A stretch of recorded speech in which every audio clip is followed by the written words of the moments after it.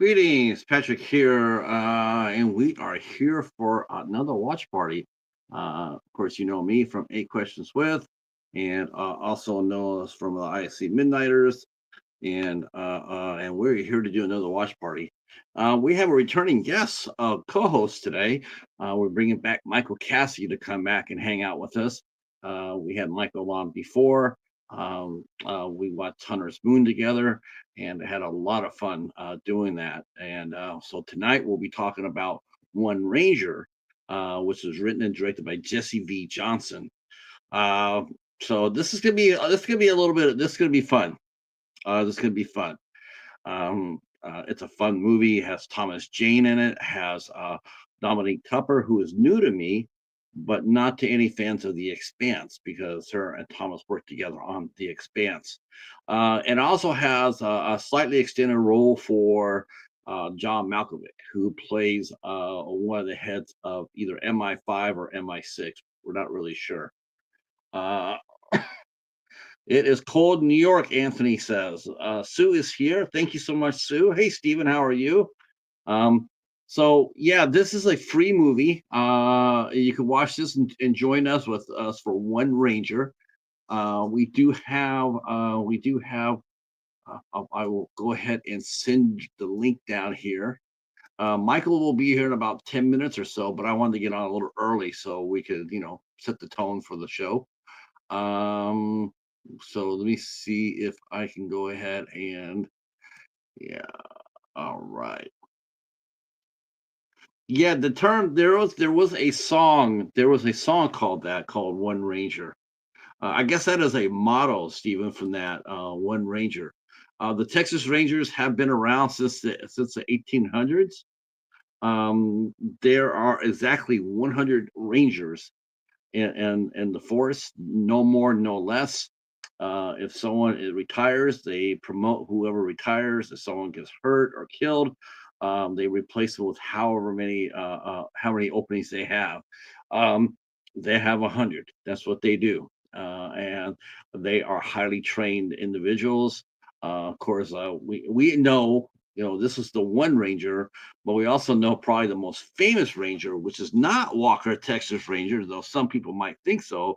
But the most famous ranger there ever was the Lone Ranger. That's right. Uh, the Lone Ranger and Tonto, and they solved a lot of crimes without hurting anybody, which is sort of interesting because uh, Chuck Norris was pretty much the same way. Whereas he didn't use silver bullets per se, but he did use his hands and his feet to not kill anybody. Hey, Mayan, how are you? There is our Tubi right there. They're linked to our Tubi, and you can go ahead and join us as we'll be talking with Michael Caissie here shortly, and we'll be talking. We'll be watching One Ranger. Now, Michael and I, we each have ties to this film. We each have what I call skin in the game. Um, well, one first of all, we're big Jesse V. Johnson fans. Jesse V. Johnson is an action director. He has made several great movies. I'm a huge fan of his. He has done. He did Avengement. He's done Accident Man, which I will probably still my favorite. Accident Man is such a badass movie, but Avengement's great. The Debt Collectors. I still have not seen the second Debt Collectors because I don't know how they did that from the first movie. Um, and he has directed a lot of really fun action and adventure films.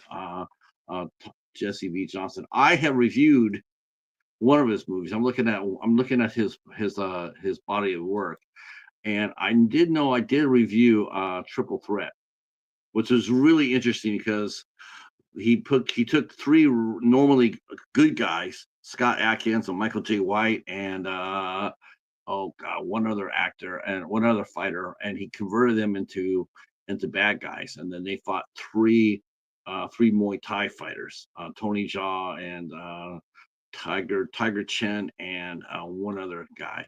It was a reverse, um, and it was really really good. Jesse released one movie last year called Chief of Station, which starred Aaron Eckhart, uh, which is another great favorite of mine. And that came out, has done very, very well. Is on streaming services. It's done very well. People really enjoyed the movie. But then again, I'm not really shocked at that because who doesn't like Aaron Eckhart? Um, and Thomas Jane. Wow. Speaking of badasses, Thomas Jane is in this. He plays Alex Tyree. He plays the One Ranger, and so I'm excited. I'm excited. We're going to try to do uh, we're going to try to do Michael's first movie. Michael wrote a story, a screenplay for a movie called Hangman, and Hangman is that's a great movie too. That's a really good movie actually, and it starred Carl Urban, Al Pacino, and Brittany Snow, and several other well-known names. And it was another another. I know people try to compare it to Saw, but I not really, not really. Totally different. Hey, Mike, how are you? How are you? Um, what I think what really stands out about Hangman is how damn good Al Pacino was. I mean, he really was excellent in that movie, and you could definitely see the elevated the whole picture. Carl Urban and Sarah Shahi and Brittany Snow. I mean, it elevated it. He no ranting or no yelling, no none of that. Just he just played a really dedicated cop, and it was a very very fine performance. Um, and unfortunately, it doesn't really get talked about that much, and that's a shame because I really enjoyed that movie. I have a copy of that, and I highly recommend you get it too. Now, a lot of the movies that Jesse does, and actually Michael has done too, we got to give our hats off to Lionsgate. Lionsgate has they specialize in a lot of action films, low budget action film, and horror films as well, but mostly action films. And when I say lower budget, I'm saying like maybe instead of $150 million you would get for an Avenger movie, they may make it for maybe like 10 or $15 million and get the most out of the biggest bang out of their buck. This movie looks this movie looks fun. It has a really I really appreciated the cinematography, the sets, um, and I think they did a nice job with it. I think they did a nice job uh, with Ryan Ranger. And so hats off to Jesse V. Johnson. Um, we did try to get him on to the show. We're going to get him on later on this year. Hopefully when his schedule, because he is so prolific. Jesse V. Johnson is in the man. He is well, shit, a lot of directors are. Michael has his brand new movie being slotted up, ready to be released, called No Tears in Hell.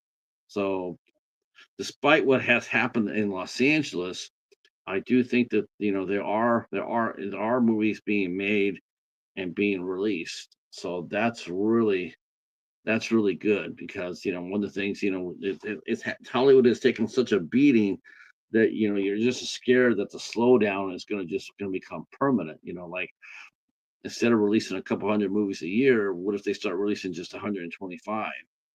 That's just something that nobody wants to think about. Um, so you guys are free to join us. You guys are free to join us for this. And I mentioned, and Michael is here. So let's go get our director friend. We're going to be talking about the movie through a director's eyes. And this was going to be so fun. Not only are we going to be seeing it as a fan, but we're also going to be seeing it through eyes of a pro.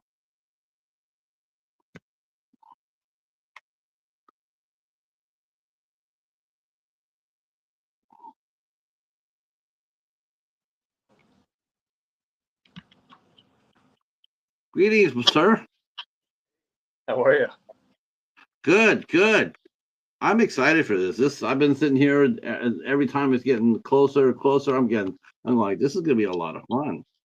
Yeah, I watched the trailer again. It looks like a really fun film, and it's always, as you know, great to just to hang with you and to talk with you. That's a given. So Well, what's going to be a lot of fun too is the fact that we get to both see it as fans because you and I are both big fans of Jesse's work, and the guy just knows his way around an action movie.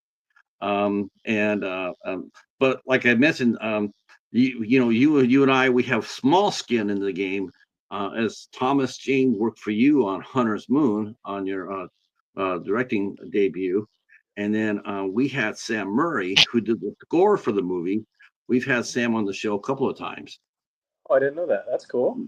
Yeah, so I know, isn't it a small world?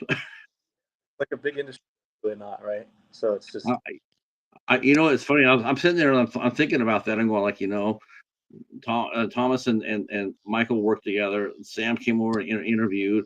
I swear to God, if the one ranger goes around the corner there and sees the Sasquatch, I'm out of here.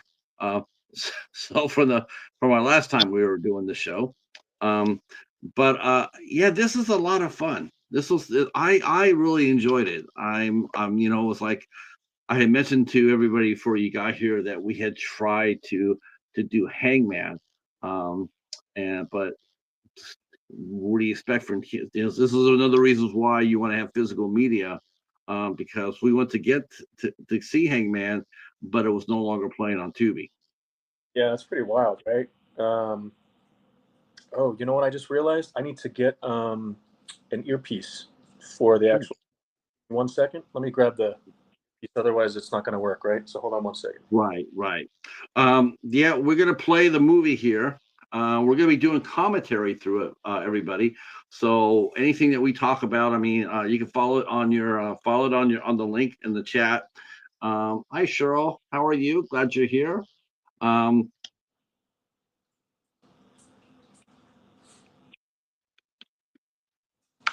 and Okay. of course, we'll be commentating throughout. We're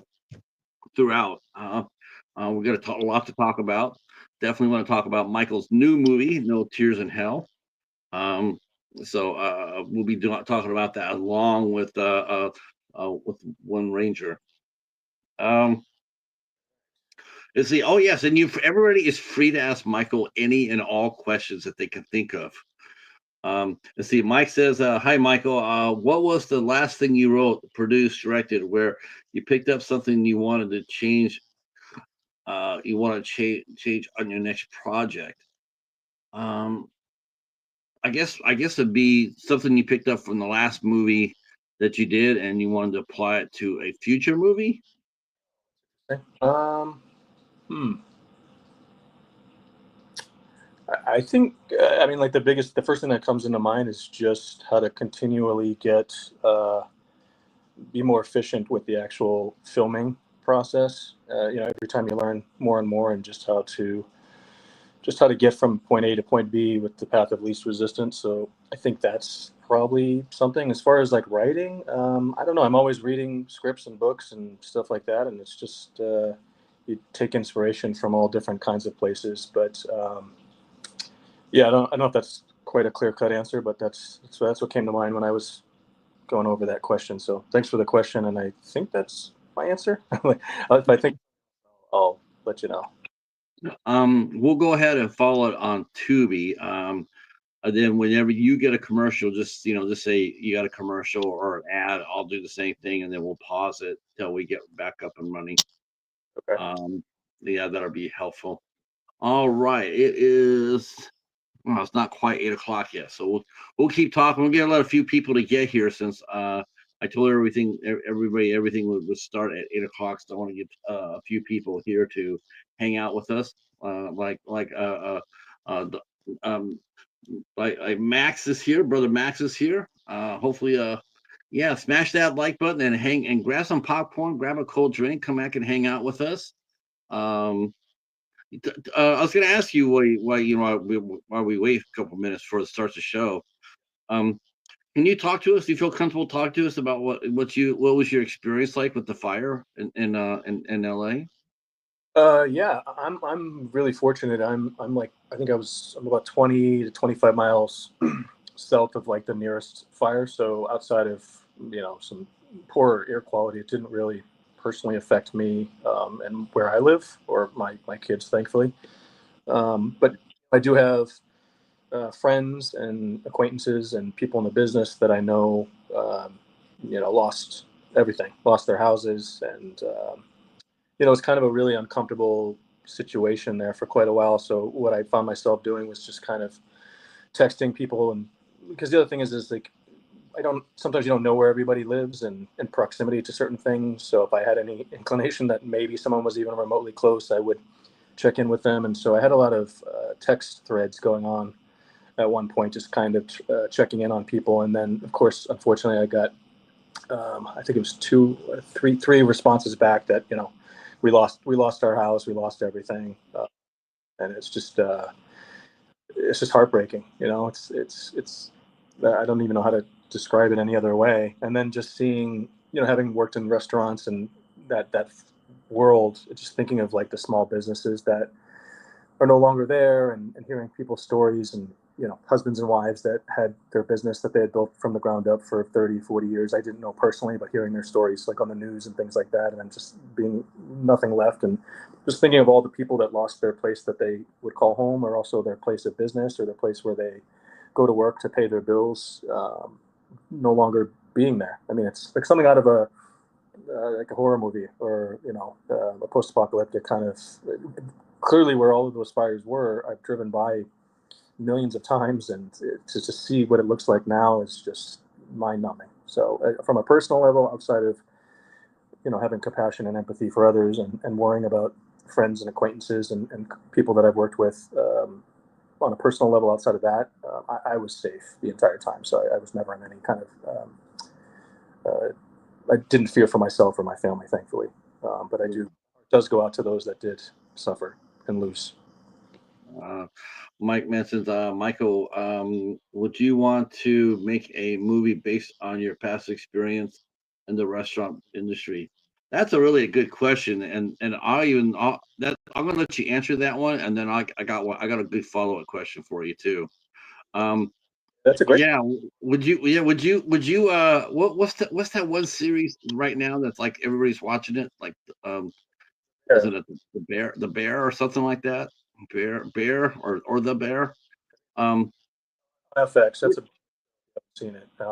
Just amazing, amazing performances, amazing writing, great filmmaking at its best. But they that show really does get a good firm grasp on on what it's like from the inside.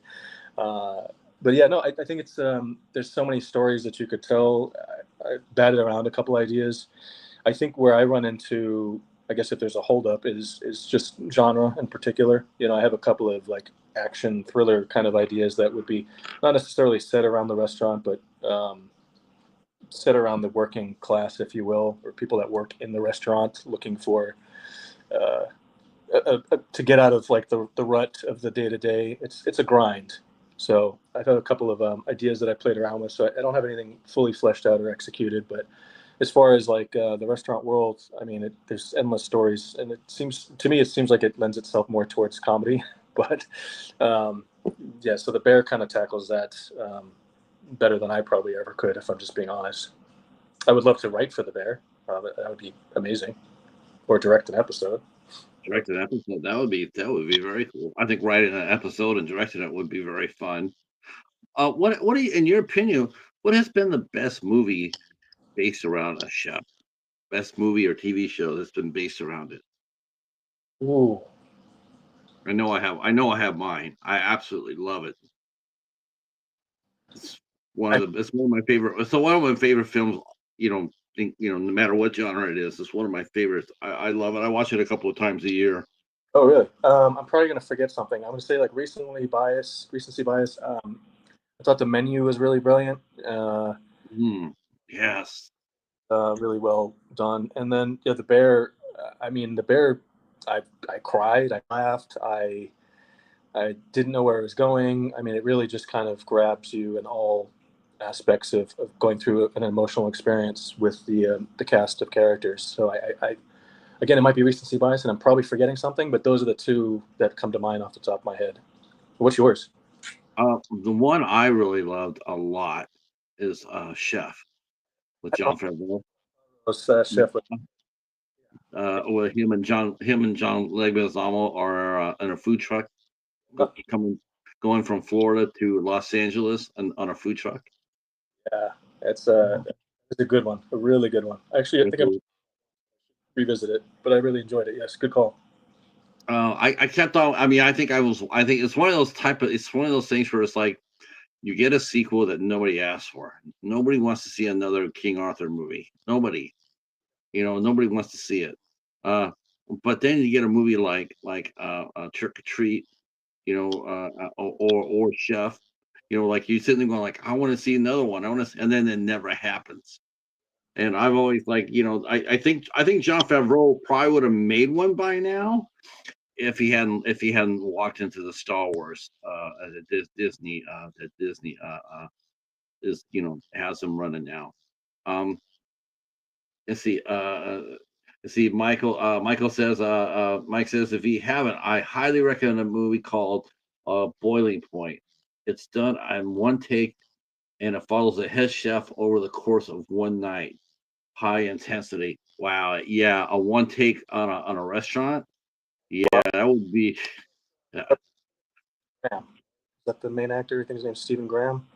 He's a British actor, I believe. I think he's the head chef, if that's the one I'm thinking about. I wanted to see that. I don't think I've seen it. If that's the one. No, I haven't seen it either. I've seen Burnt with Bradley Cooper, and I've seen that one, and I saw No Reservation with Aaron Eckhart and Catherine Zeta-Jones. That was surprisingly really good. I thought that was going to be like typical Hollywood melodramatic. It really wasn't. I thought it was very well done. Go the animated route and go Ratatouille. There's a lot Oh, of course, right, Ratatouille. Yeah, yeah, yep, yep. spoiler. Um, it's funny. We have here in Detroit, we have two. They're called Coney dogs, and there's one company there. It used to be one company, and then they split. One was the national, one's the American, and they're right next to each other. And it's very, very competitive. Very competitive. Both sides have the people that and all a coney is it's just a hot dog bun with chili, hot dogs, and onions and cheese. That's it. It's not rocket science.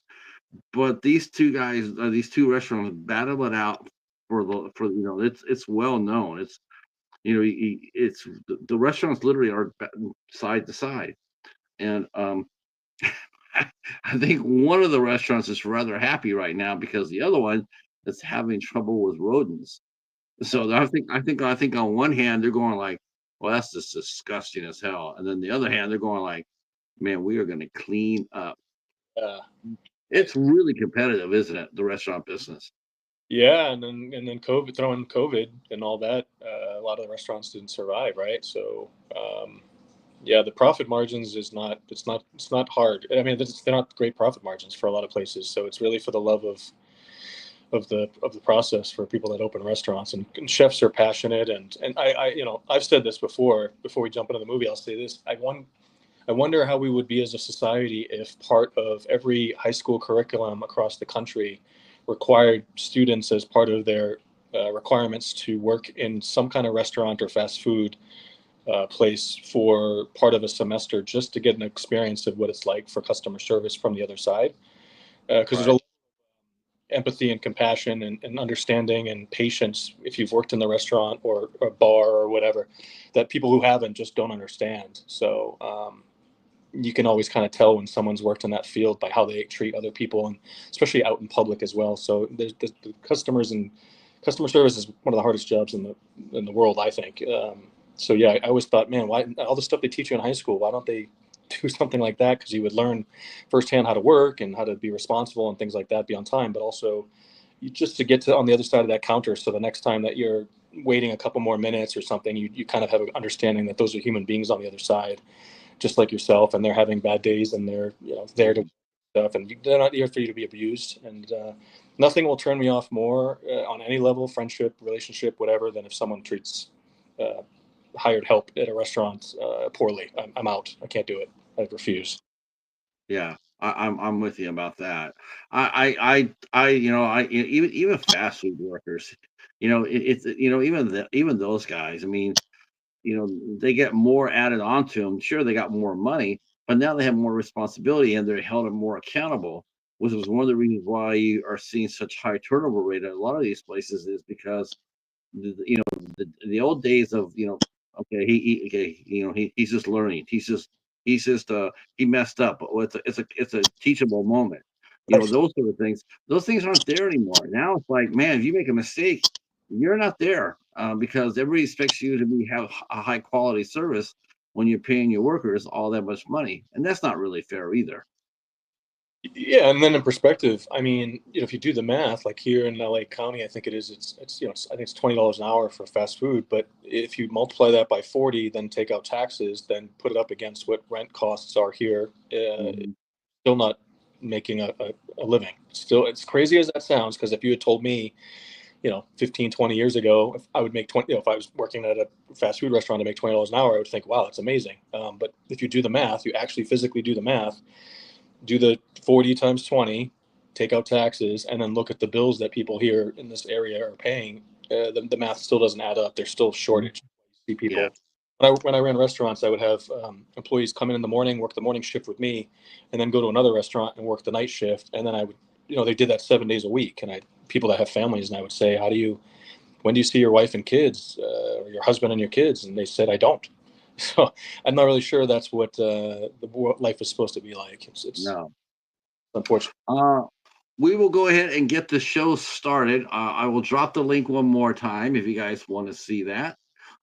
So it is on Tubi. It is for free. It's free. So everybody is free to join us. And let me bring it up here on my screen. All right. Are you ready, sir? Yep, I'm ready to hit play whenever you are.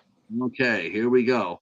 The first thing I noticed when I saw this was instantly like, well, it's Lionsgate. I'm going like, well, of course you did your first two films. Were also Lionsgate pictures, were they not? Yeah, Hangman was Lionsgate, as was Hunter's Moon. Yep. They both went through different. One was through Grindstone, and one was through Saban, but both are the umbrella, if you will, is Lionsgate distribution. And this one is Old Bondit. It's funny how when you go to the theater, it'll say just like Paramount Pictures, and that's it. And then when you watch it at home, you'll have like 30 different banners, from the people who helped you. Yeah, I know the guy And here, at Bondit worked on Hunter's Moon as well. They're like a finance company. Matthew and Luke, good guys. all right. I was looking at the scenery right here as soon as I saw this. Uh, Out in the desert, the first thing I think of all the time, I start thinking about if this is the same area where they shot the Star Trek, the original series. I was always wondering if they shot if this is where it's at. That was well known. You could pick up a lot of the old Star Trek series or Western series. You could pick up just based on the rock formations that's been filmed there before. Wasn't that amazing? Yeah. And there's our hero, Mr.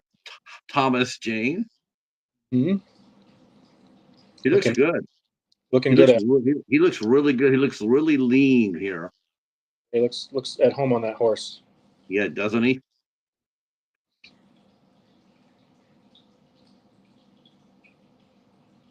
I wonder what time they filmed this. I wonder if they filmed it in the I wonder if they filmed it in the morning or they filmed it at night, whatever was cool, right? You talking about this scene in particular? Yeah, yeah. When you shoot out in the desert, I mean, do you think they probably would shoot out, more in the morning or more at night? I can't see them doing in the middle of the summer, the heat being over 100 degrees. They probably bookend it and do a little bit of each, I would assume, because you need to maximize your shoot days. So I would think maybe they take a break in the middle of the, when the sun's directly overhead, because the look isn't as good as well. Oh, Courtney and so Thomas and Courtney must have produced this too. I think Oh, okay. Courtney You is know who they are. Thomas's producing partner. So I Okay. Courtney's name. Maybe I misread that. Now, what exactly does a producing partner do? Is it, is that going to be, is that where they basically handle anything that Thomas wants for the picture, and they contribute, they contribute to it, or? I mean, everybody probably has a different setup, for each production team. So I don't know exactly where Courtney starts and ends and where Thomas begins. But there's just team that puts movies on their back and gets them made. And this is sort of interesting where we see our one ranger, he comes across an Indian. I saw that. I'm like, huh. I don't think that's going to be Tano. Mm.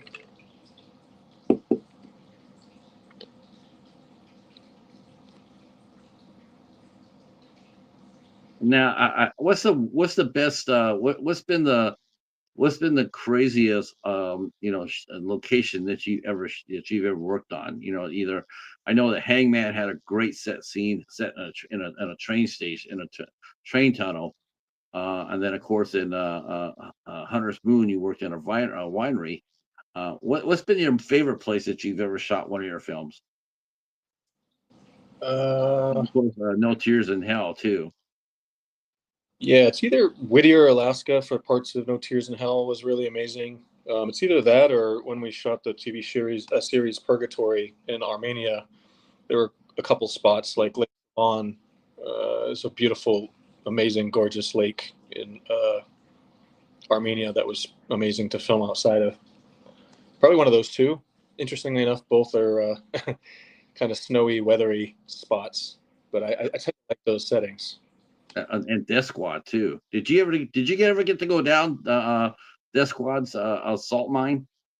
No, we drove by it a couple times going to the cave for Purgatory, but I didn't. I never went down there.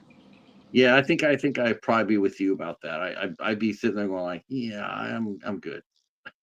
Cave in Purgatory for me, but I would have gone. Just time never printed, and yeah, like I Yeah, said, we I would have only gone if the three amigos would have went with us, Josh and the two mics. That's the only way I'm going down there.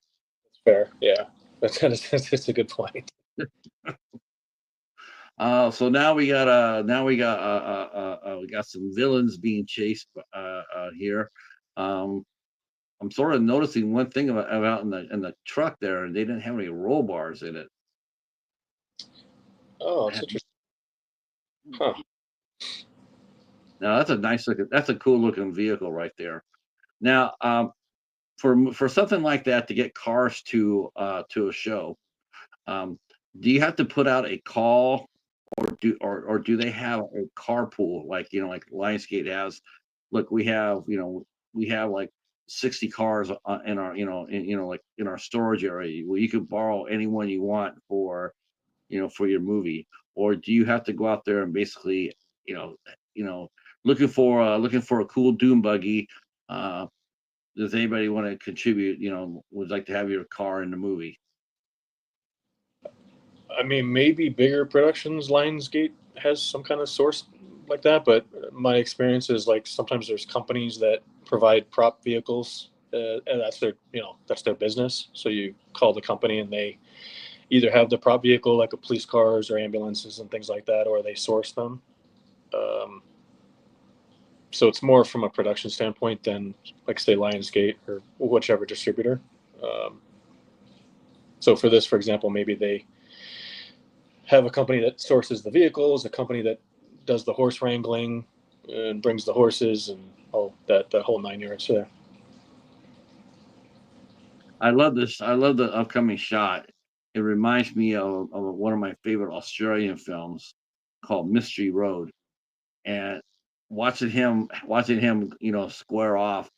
That's to remind me of. Have you ever seen that movie called Mystery Road? Oh, never even heard of it. Man, it's so good.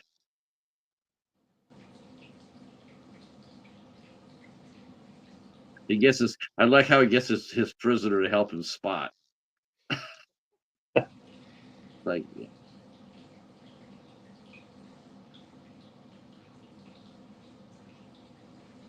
he looks really good. This is the best I've seen Thomas look on camera in quite some time. He looks really. He looks like a piece of boiled leather, and that fits his character so well. Yeah, did you see Troppo, his TV show that he has on Amazon? No, Watch it. It's filmed in Australia. Yeah, okay.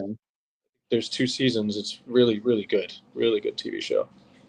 Australia. It's funny. I picked up a series. I went to the library this Tuesday, and I went over there, and they're selling their old TV series out.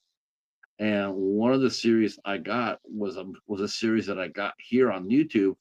I picked it up from YouTube. I'd never seen it before, and it was called Mister In Between. Love that. Man, that's Love a that. great show. Love that show. Love that show. It's on Hulu for anybody that wants to watch it. And it's, And that thing that um I was just like, I saw that and I'm like, okay, because I know the library splits the seasons up, so I'm like, it's like the first season, but I looked in there and there's only like 6 episodes, and sure enough, that's all it was just 6 episodes. I think it ran for 3, and then I heard they were going to try and make a movie out of it. yeah, the main actor is the head writer. The Yeah, Scott Ryan, Yeah, and not your prototypical leading man either. not at all. He's so good though, and the writing is so good. Yeah, I'm not even sure he's a bad guy. He seems to be 100% total, like like sort of like an anti-hero. Yeah, he fits the mold of the Tony Soprano or that kind of.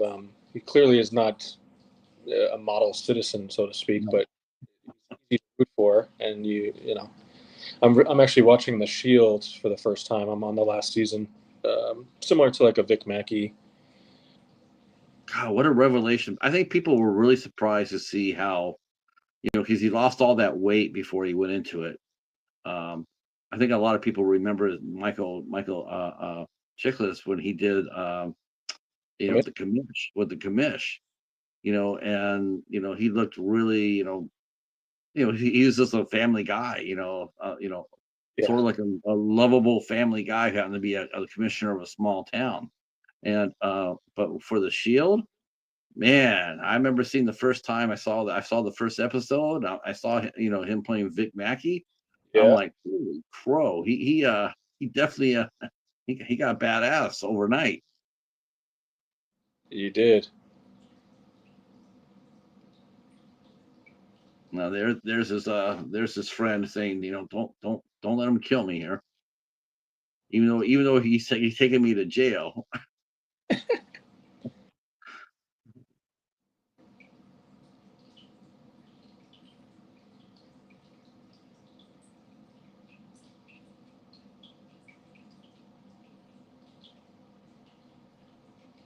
Now, okay, well, I mean,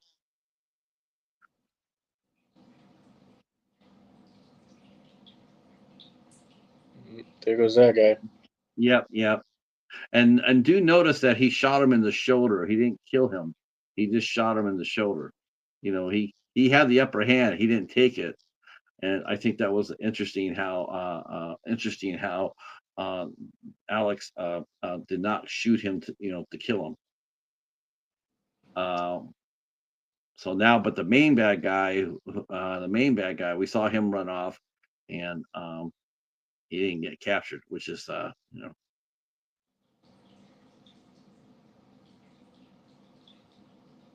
Now, I had a question for you for this. I wanted to ask you about this. So you have a veteran ranger, such as Alex is.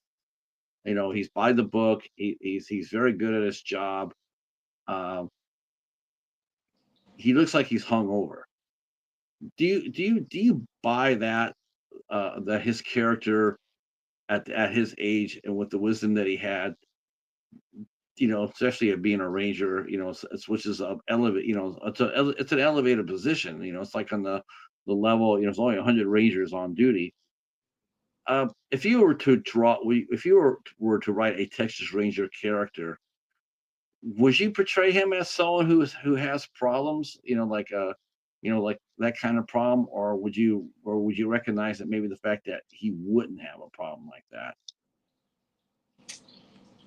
So it's an interesting question. I think whenever you have like positions of authority that are high stress and volatile, uh, I think in the real world there probably is a lot of drinking or struggling to deal with the pressures or whatever. So I think there's a realism aspect of it, but also it makes the character. Everyone's looking to make flawed characters and three-dimensional characters, so I think it just adds a different element to the character itself. Also, you never know what the actors come in, what they bring to the table. It might be an acting choice. That's always a possibility too. Might not be on the page in the script, or it might not be the director's initial idea. Who knows? I don't know. That's always an interesting. Yeah, because I just thinking, like for the fact that there is only 100 rangers. And the fact is, if you go out there and you crash and burn, because you are doing things you shouldn't be, before, it's like, you always hear like, go ahead and go to rehab, or go ahead and take a break off. Your job will be here when you come back. I Right. don't necessarily feel that's the same thing with the Rangers. I don't think that is the case. I think it's like if you go out, especially on your own like that, I think you're out. I don't think you're going to hold your spot. I, Yeah, I'm not sure how that works. I don't. Maybe they. That's interesting. I didn't realize it was such a short amount of Rangers. I didn't know that. and here is our British. They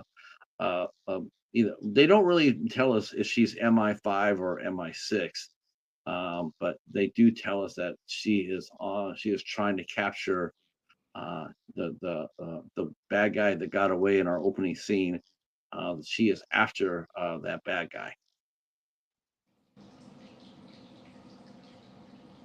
which is really, which is a, this is a really, this is to me, I think this is a very respectable plot line in the fact that you would have an MI5 or six, which is probably one of the top three or four intel agencies in the world, and they're coming to ask a Texas Ranger for help.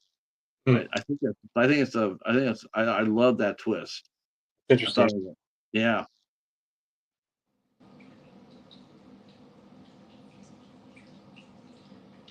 Uh, and this is Dominic Tupper. She is. I have never seen her before this movie, but doing the background, she co-starred with Thomas and The Expanse. The one that's tending to the wounded man, or this British girl? The British girl. Oh, okay. Her and Thomas are in that science fiction show called the Expanse. All right, I have a ad. All right, let me pause because I don't yet.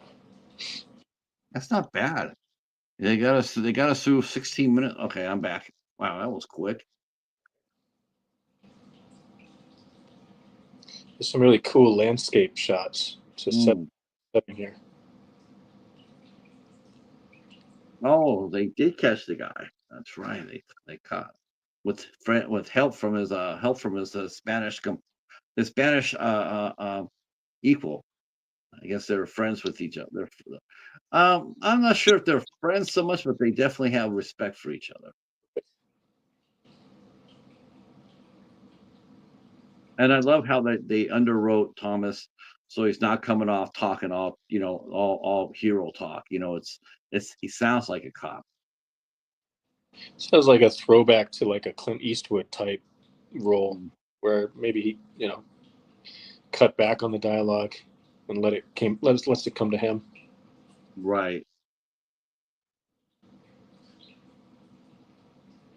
Yeah, watch Tropo though on Amazon. It's a great show, especially if you liked Mr. In Between. Both are Australia, different settings in Australia, but There's but another there's another show I want to get. I hope they release this through the library too. It's called Banshee. yeah. Man, that looks that's also I've been seeing clips on that on YouTube. Man, that looks great. Next on my list, so I'll let you know what I think of it. But the lead actor is the star from The Boys. Right. Right. Yeah, Uh, I'll watch that. I'll let you know what I think. okay. Older show, I don't, but I haven't seen it.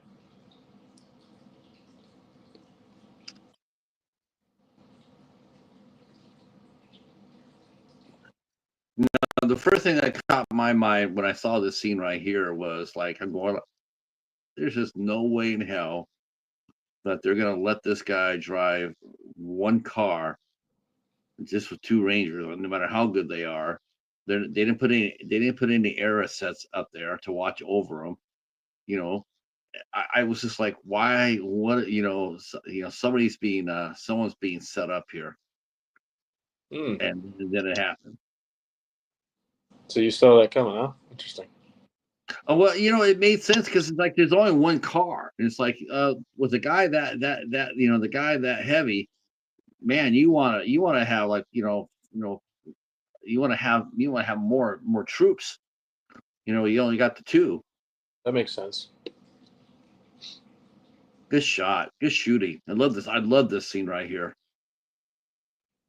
It feels so damn authentic. Jeez.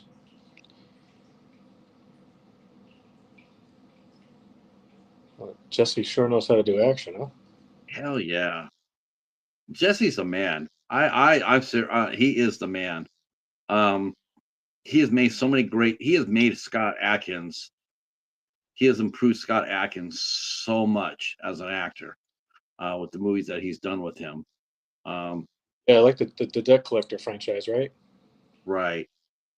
I still like to. That's one thing. If I ever get to talk to Jesse, and that's the one question I want to ask him. Is like, how the hell did you get from the debt collector to the debt collectors? Because it looked like both those guys in the first movie were dead. You know, Lewis Mandalore, he died in the room, and then Scott Adkins, he's dying in the car, and I'm like, wow, it looks like they went out with a bang. It's like, and I was like, how did they survive to come back and do the next movie? That's always, I always wonder because he really didn't seem like he was writing for a sequel, which I really appreciated. A lot of film writers, a lot of screenplays, they're always, they always have that sequel type of deal. And the debt collector just seemed to be open and shut case. Yeah, I actually next time I talk to Louis, because Louis is a friend, I'll ask Louis what his thoughts are on that. I didn't never thought to ask him that. He's actually doing some directing now too. Yeah, he just I think it's in post right now. He just directed Scott actually in a movie called Death March that they filmed in the Philippines. Right. They And showed him. They showed planes flying, and I'm going to myself. You had U.S. markings on it. I'm going like, so what kind of plane was he flying? I'd like to know what plane you're putting him in there, because I mean, you're not going to put him in a an American plane. He's an English pilot. You're going to put him in a Spitfire, right? So I just wanted to see if they're going to put him in a Spit or a Hurricane. Now, the actor playing the bad guy, Dean Yeager, I have never seen him before, but he's pretty solid. is that the guy with the beard or the other guy? The other guy, our main bad guy, which I was glad to see that it wasn't John Malkovich for a change. Oh You yeah, know, yeah. they always have John Malkovich playing all these bad guys, and we're like, it's sort of cool to see him not have to play a bad guy. It's sort of cool to see John playing a good guy. It's like because this doesn't happen very often.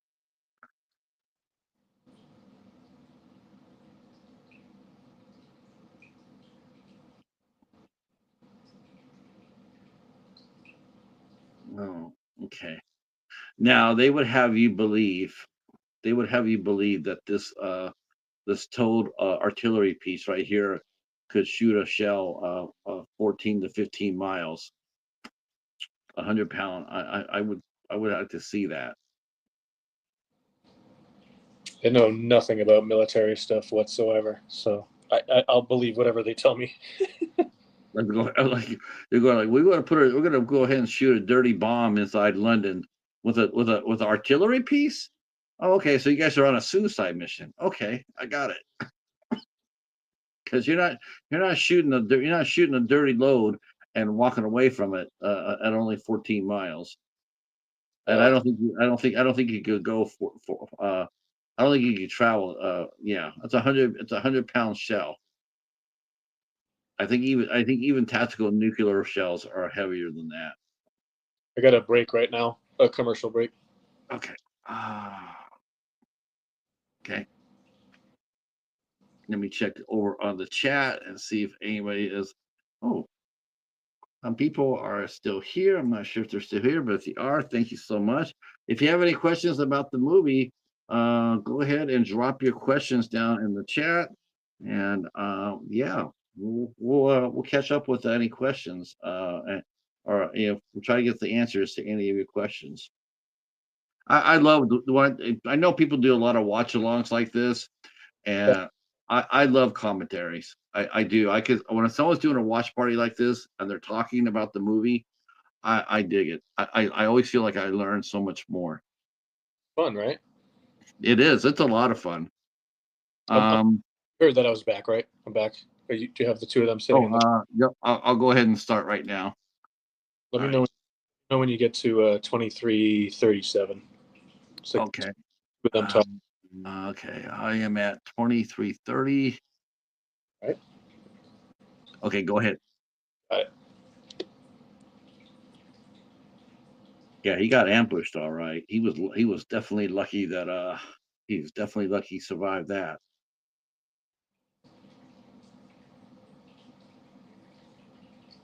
The only thing is, though, I don't know if Rangers actually wear uniforms.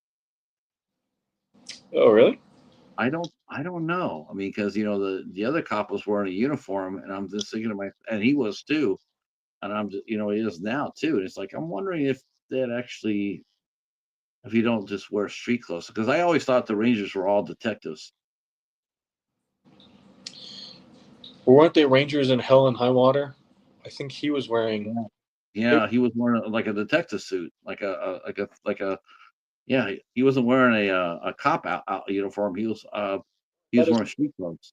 partner was wearing what Thomas is wearing though. I think in Hell or it's Yeah, they both wear hats. yeah. Man, I tell you, watching that movie, I was actually holding my breath for Jeff Bridges. I thought he was going to drop from a heart attack. They showing him running on that rock. Oh yeah.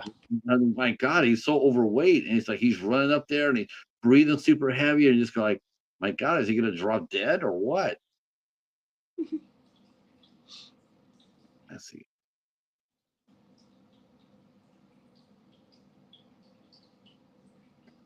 Want to make a bet that Thomas got to keep that hat? Probably.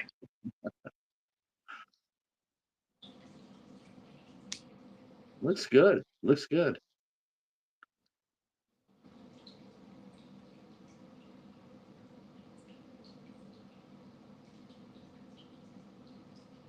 So I take it all the action down at the border happened in Texas. So That makes sense. Yeah. mm, I'm flying to someone I someone caught someone said yeah, they flew off in a 737, and then the next thing you know, now he's not in a 737. I'm like, come on, it's stock footage. Don't beat up Jesse.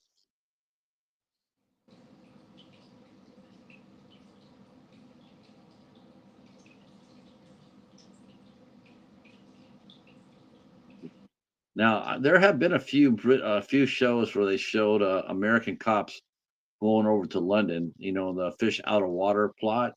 Um, Do you have any? Do you remember any of those type of movies? You know, where you put you have any movies that you remember where an American cop was put into an awkward spot? Overseas? I'm sure there's a bunch, but off the top of my head, I'm not thinking of anything right now. The one that got me, and you mentioned this earlier. You mentioned this actor earlier, and I actually thought about that. You mentioned Clint Eastwood, and where he came and he did that movie called Coogan's Bluff, Never saw that. I know the one you're talking about, just never saw it. and they made a TV series out of it called McCloud with Dennis Weaver. Interesting. I did not know that either. There's John. Looking dapper. Hello. Yep, as always. Is that on a wish list? You know, to work. Do you have like a wish list of actors you wouldn't work with? I don't have like an actual list, but I made an offer to him once, and he didn't accept. But I would have loved to have worked with him. Yeah, I mean, I would love to at some point. Yeah, such an interesting guy. He's such a good actor. Yeah. The movie I remember that broke him for me, I know he'd been acting for a while, obviously, but the one movie that broke him out for me was Con Air. Man, the scene where all the convicts come out, and Mm. each one's just worse than the other one, the one before it, and Oh it's yeah. like this is Cyrus the Virus, and like holy cow, that guy looks, man, he looks like he just. Hmm. Steve Buscemi's speech about who's really crazy is really good in that. I thought the scene with Steve Buscemi, where he was the most dangerous of the danger, and he got out, and you think he's playing with a little girl, and you're holding your breath, like, Oh. yeah, that was creepy at the end. Mhm. Now your movie's coming out, No Tears in Hell. It's oh I'm supposed to ask you, are you going to take it to festivals, or are we allowed to review it now? Don't review it now. That I can tell you. No, no. I'll have a distribution uh, plan, if you will, or whatever. I'll know when it's going to go and where. Probably by next month or April at the latest. I think next month is what's looking at. But I don't think the plan is necessarily to go to a festival, but it's in the hands of the distributor at this point. So I have to wait to be told where it's going. So I'm just impatiently waiting. Um, Our bad guy is getting he's being frisky. mhm. Good to see the bad guys get frisky. Maybe if they got more frisky, they'd be less bad guys. But Fair point. um, yeah. So you must be so happy to have it come out. No Tears in Hell. You must be thoroughly very excited to have it see the light of day. You sent me the early screener. We filmed I that reason. I'm a horror fan. I love it. As far as that goes, as a horror movie, I'm just like, this is some. I was really surprised it came from your mind, because it's so damn dark. Yeah, But you were texting me. Said there were a couple scenes that got under your skin, so I thought that's mission yeah, accomplished. yeah. Yeah, yeah. Uh, No, I've actually had a couple movies. I had one movie that was my number one movie last year that got underneath my skin, and it was called The Coffee Table. I've Oh, actually seen it. I saw the trailer though. It's a foreign film, right? Is it right, Spanish? No, I Spanish. see it. Oh, I list as well. It looks amazing. it is amazing, but it is a brutal film. It Yeah. is, wow. Yeah. How does it compare? How does it stack up to? Or how does No Tears in your mind stack up to that in terms of brutality? Oh, it definitely they're definitely in the same room together. Oh, okay, all right, Oh yeah, yeah. You have no fear about that. I am at a commercial. okay. Okay. Pause that. Yeah, Yeah, no, it's see there's horror films, like, there's horror films, there's movies like Scream or Friday the 13th or, Halloween. And there's like commercial horror, Heart's Eyes, the Heart's Eyes Killer or something like that.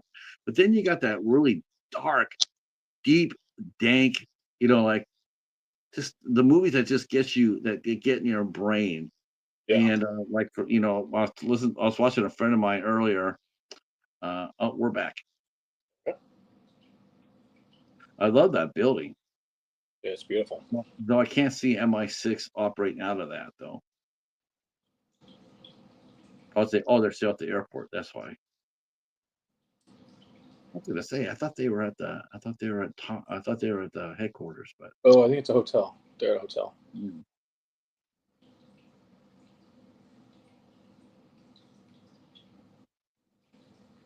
mm,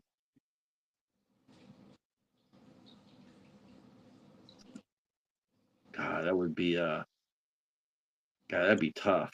You don't have any you don't have any place you really could lay your head down, because you're always on the move, always on the go. Yeah, absolutely. That'd be rough. I agree. She's pretty interesting looking, I think. Mhm. She's good. The cast is really good in this.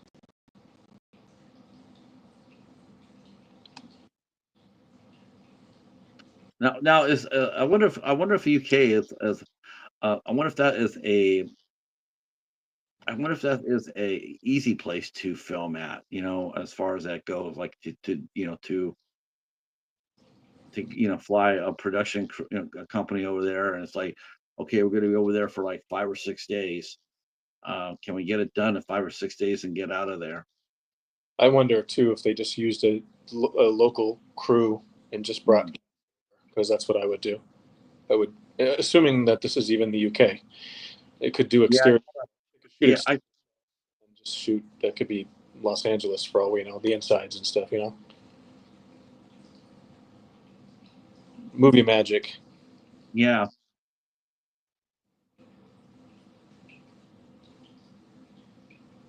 I'm watching another series too that I saw at the library. I picked it up and I have never heard of it before, but it only lasted for 3 years and 17 episodes. But it's an English series called The Last Detective.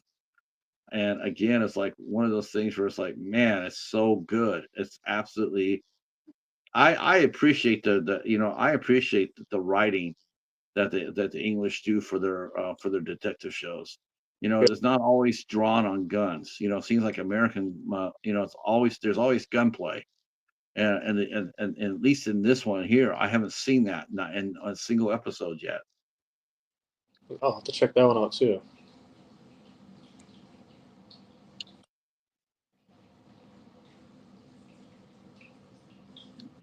There's our a bad person. That's the girl that was being frisky earlier, but I guess she doesn't. I She's guess she's not too happy to see him. isn't it what, two different color eyes or something? I saw something with her eye.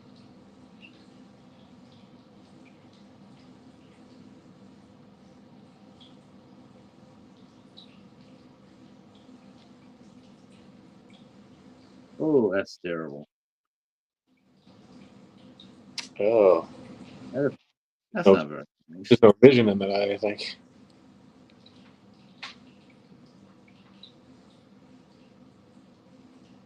Oh, that's the XIRA. She's got the Irish accent. Right, right, right.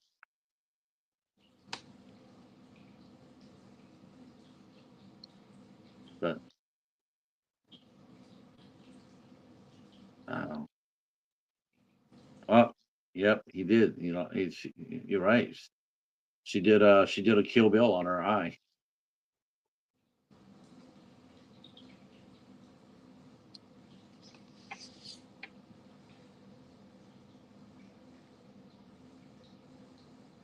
I think it's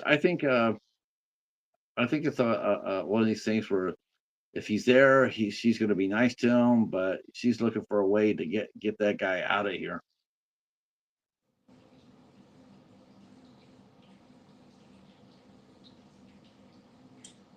That's interesting. That's her eye looks so interesting. Oh, right. It's the first thing I noticed when they came into the scene. It was wow.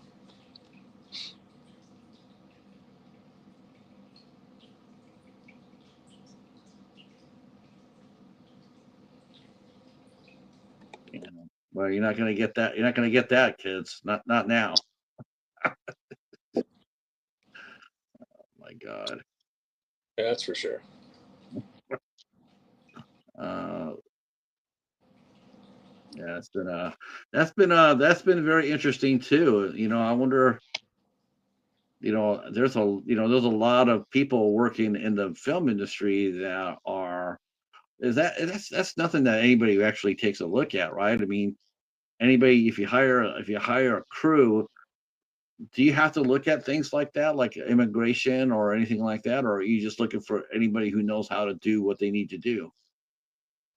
Um, no, I think you need to get for paperwork for taxes and stuff, whether you're 1099 someone and you need a W-9 from them, or going through a payroll company, which a lot of shoots would do for tax incentives and rebates and stuff from rebate states. You have to W-2, so you'd need you need the Social Security to fill in there. So um, I would think that would be a thing. I was thinking more about people that are over here on visas for school, or there are actors that are friends of mine that are have work visas from Australia or the UK or whatever. I wonder what's going to happen with that kind of stuff. So as Yeah, far as like crew members and stuff, most of the shoots I've done have some kind of tax incentive to film in certain places, and yeah, you'd need to have everybody go through a payroll company, so that they would need to have the proper socials and things of that nature. I personally think what he's doing now is just a bunch of flash and dash. He can't financially, he can't keep doing that, sending the military planes to all the different countries. It's just too expensive. You're not getting anything in return. Mm-hmm. It's just, you know, it's a show.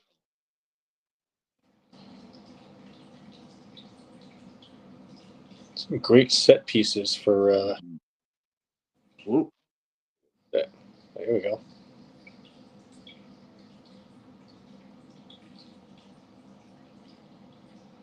uh-oh. Oh, what? Oh,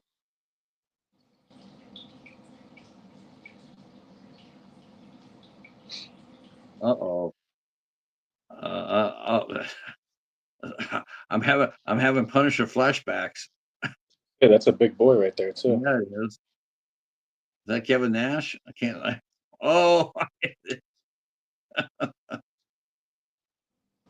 oh my gosh. We were talking about that, about the what? Oh my god. He's actually holding his own against this guy? Oh my gosh, that's crazy. Look how big that guy is. Yeah, you mentioned Mike Ferguson. That this could be a Yeah. plan. You need Mikey.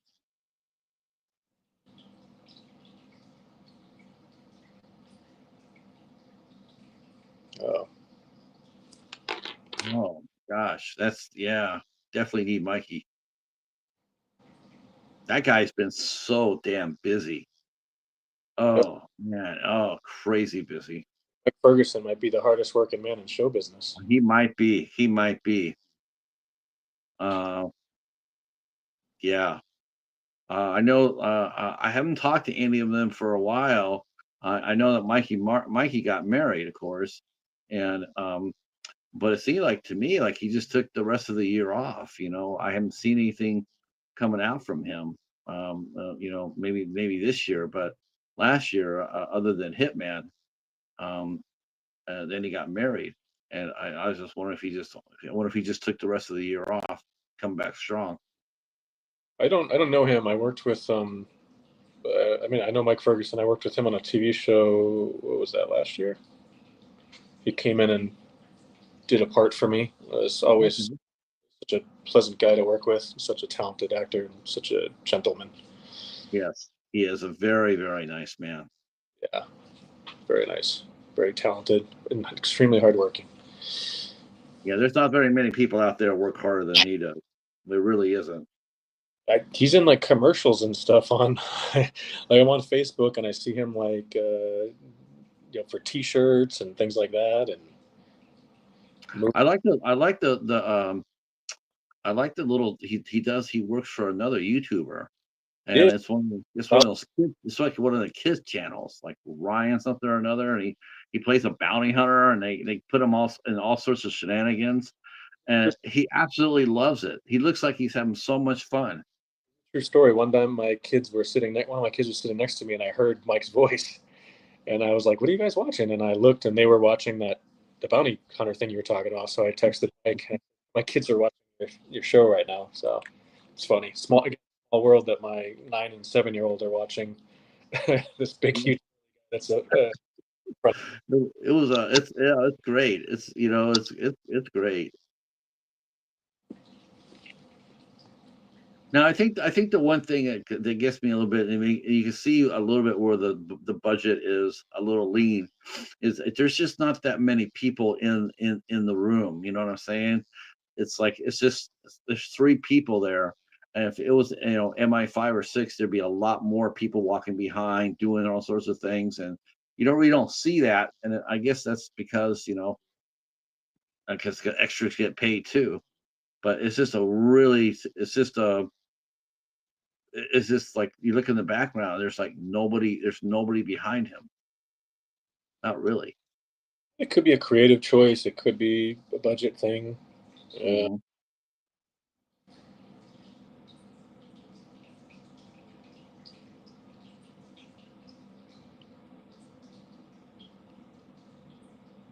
I think they shot on location.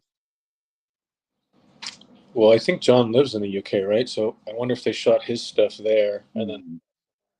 the rest of the stuff in the US, possibly. That would make sense, actually. Sure. Also, I don't know, is Jesse from the US or the UK? Because works with Scott so much UK based. He's actually UK. He's actually UK based. He's born in the UK. Yeah, so that makes sense, actually.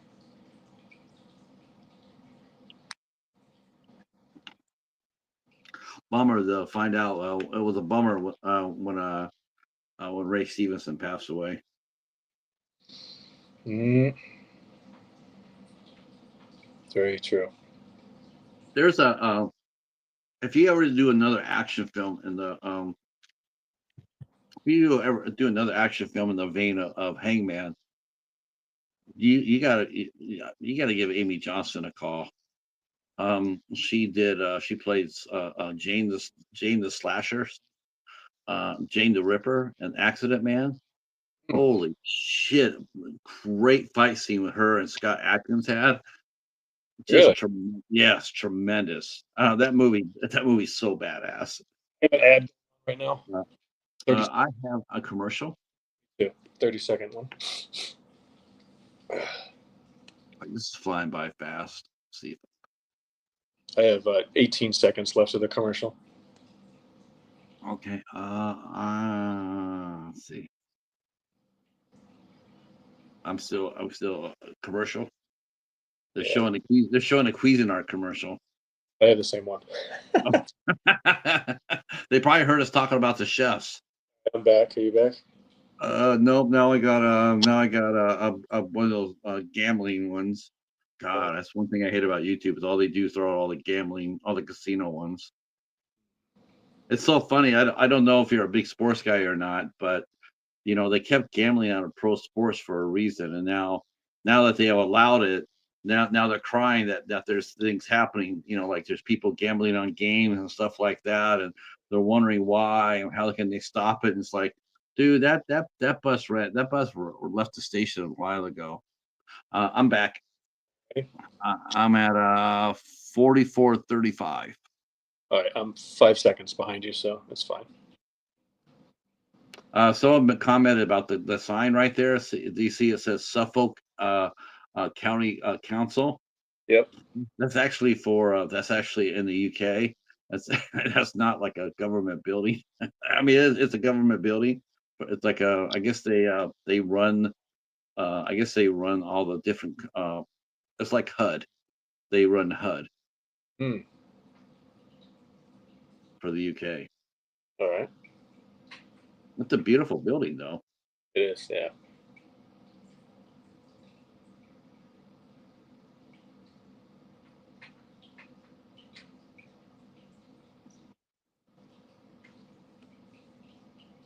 I just can't get over how I can't get over how good he looks.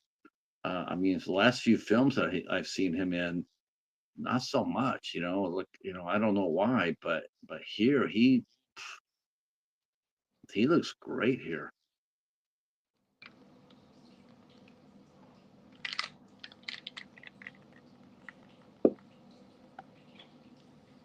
When you do the drinks, what do you use for that drink? I mean, what do you do you just use apple juice? Like as far as that go, like if looking for like a glass of whiskey, do you Yeah. use apple juice? Apple juice. Yeah. Or it could be real whiskey, but it doesn't seem like they're drinking it, does it? No, not really. Is real alcohol allowed on a movie set? I don't think it's necessarily accepted, but I'm sure it happens. Hmm. The problem is I think it's more of a logistic thing, having to do take after take. You can't have someone inebriated and No. legal reasons, safety reasons, performance reasons. Well, the movie Gone Girl Gone with Ben Affleck, and he told David Fincher that he wanted to drink. Hmm. He felt like he felt like his character would have you know would have drank.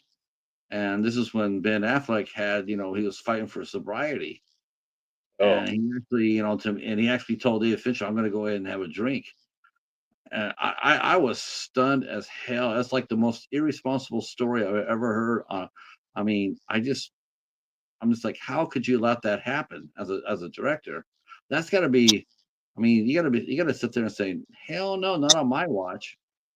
But I mean, has that happened where maybe an actor has put themselves at risk a little bit for the part? not on my set, but I know when they did Rebel Without a Cause, supposedly James Dean was drunk on the roof on that scene because he was afraid of heights, so he had some drinks to get up on the roof. That's Mm. obviously I can't verify it, but not on my films. No. Mm.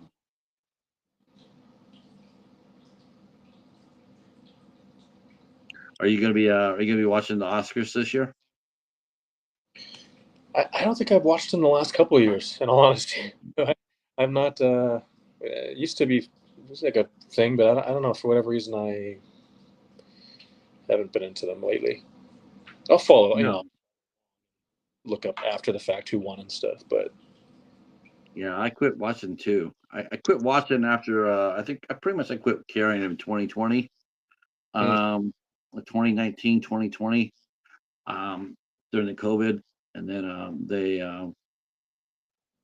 there was a movie that came out called Swallow, and I thought the actress deserved at least a nomination, at least. And just got totally buried. Nobody, nobody even considered it. And I'm just like, wow, I just can't do it. It's all about the money. It's all about that's what it is. there's a lot of it, but also there's just so many movies and so many performances. I don't know how everybody could be. There's always going to be people that get left out, unfortunately. Yeah. I was reading about that actress, the trans actress, Emilia, I guess her name is. Mm. So I guess it came out that 5 years ago or she does a lot of social media. She was talking a lot of a lot of not so nice things, and I guess someone found out about it, and now they're basically going to bury her as far as the Oscars goes. She was the favorite, and now she's not going to be the favorite because of something she wrote 6 years ago. And Gosh. I I just I just feel like, I don't think you can punish anybody for saying that shit 6 years ago. You're always different. You're always evolving. One would hope, and I'm sure she doesn't feel the same way she did when she started. When she wrote that. Hmm. Oh, he's got a cauliflower ear. This guy. Did you see that? Uh huh. He Means must have that been. He must have been a fighter. professional fighter. Yeah, I don't mess with guys that have cauliflower ears. That's a good rule of thumb. Now here's Patrick Bergen right here. Now I haven't seen him in forever. And then I did a Christmas review. I did a Christmas movie, and he was in it, and I was like surprised, and because I have not seen him I have not seen him do anything in years.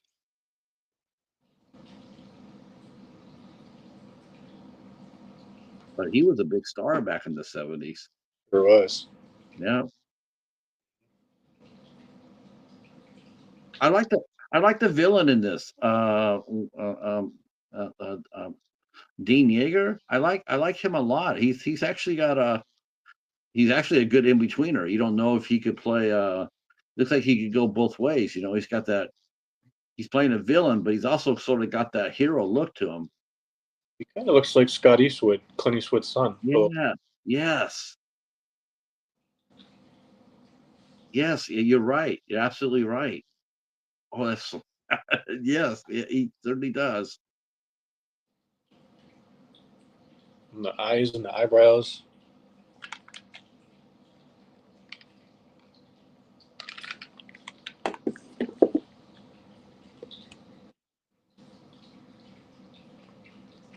I was a little worried about that with the little boy. I was worried about that. Like, if are these two guys going to go ahead and kill them? Because they know who they are, and but I don't. I was like, are you going to do that? And I was like, no, they can't do that.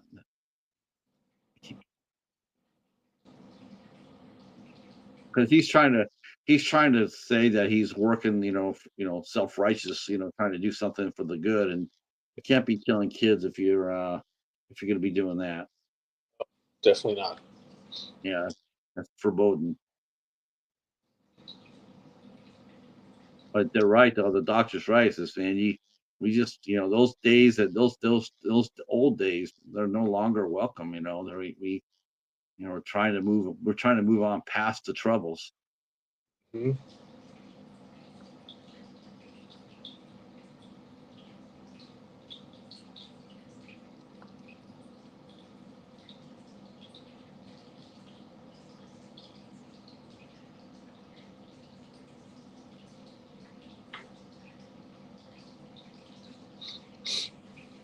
He seems to be getting along. He seems to be maneuvering around London pretty easily, doesn't he? He's not like John Wayne. He did two movies like that. He did one called Brannigan, and then did one called McHugh, and they put him over there in the UK as a fish out of water type, and it was interesting. He did a nice job.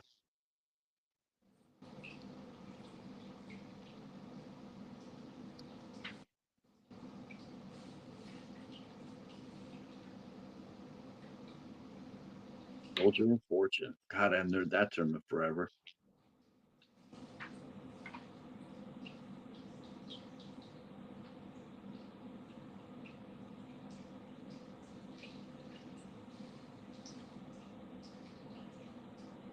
Hmm.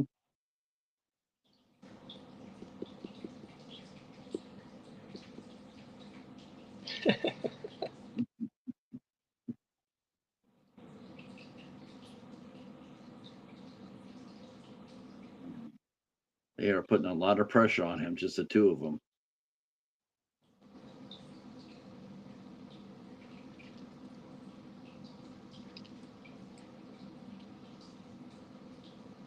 The only thing sometimes these movies though, the one thing I always think of back in my head, I always think of, are they going to do the old?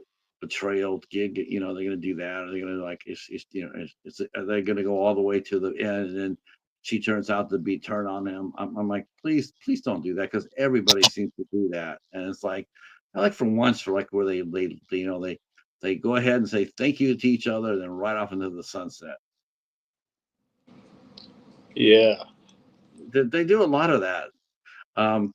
Man, they were talking about favorite Brian De Palma movie, and we're all talking about different movies, and someone put down Mission Impossible. Man, I'm telling you, Michael, when I saw that at the theater, man, you could have, I could have lit up the theater by myself. I could have powered the theater by myself if you would have put one of my fingers in the socket. I was so pissed off. Man, I was so pissed off. I don't really remember that movie the whole lot. I mean, I bits and pieces, obviously, but Well, you remember the series, though, right? of course, yeah. Okay, so uh, uh, in the series, Jim Phelps led the IMF team.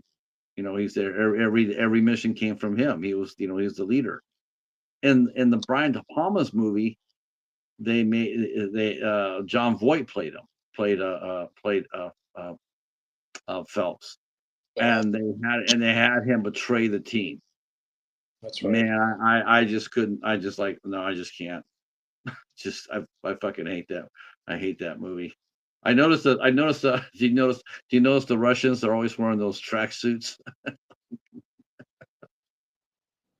Yeah, that's how you know. That's how you know it's a Russian mob. That's true. God.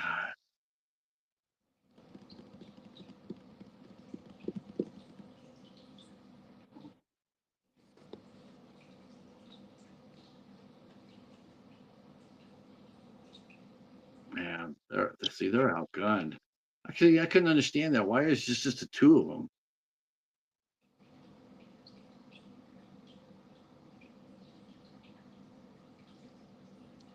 Oops.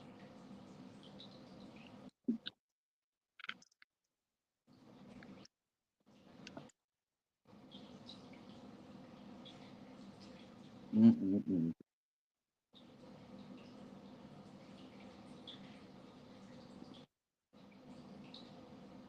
Yeah, I think the henchman's more. I think the henchman's more of a threat than the main bad guy is. Oh, Mm.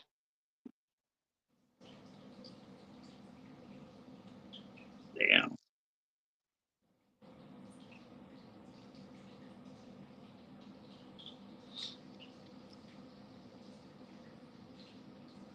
Now, if Chuck was there, Chuck would have been kicking his way through the wind through the wall.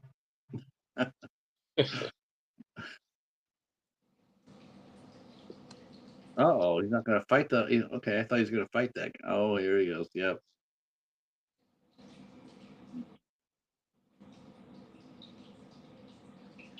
You're too close. There's no way MX5 would get that close. Oh, good night.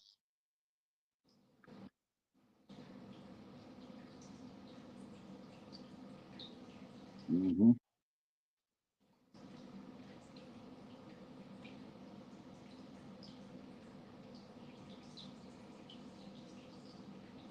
He sort of got that one look. I tell you what, I think he does have a look at. He does have sort of like that Raylan Gibbons look, doesn't he? From Justified a little bit. Timothy Olyphant. Yeah, that's a good point. Yeah, a little leaner. Mhm.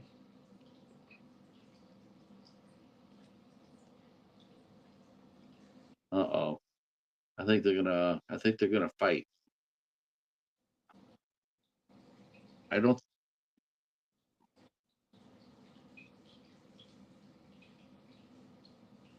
I'm not so sure I would buy this fight.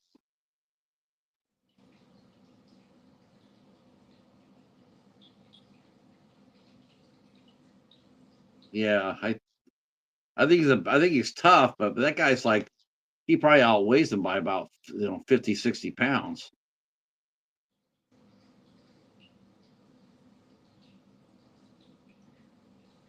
Yeah, he's just gonna take his time and he's gonna beat the Texas out of you.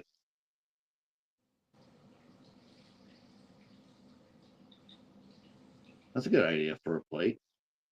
Mhm.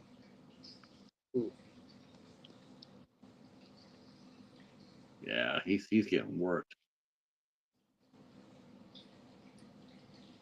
Wait a minute, he's just. Oh, okay. There we go. Now we even the playing field out a little bit.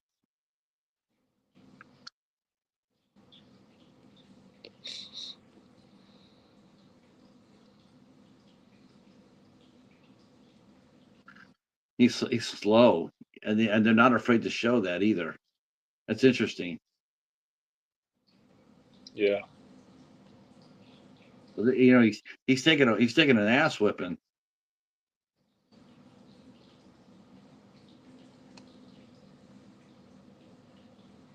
He's not overpowering him. That's pretty good. That's a lot different than what you normally see from Hollywood. Most of the time, they'll fight like that, and then the end of it, grab something, and and then. But this is a little bit more. Yeah, the old trusty eye. That's a good one.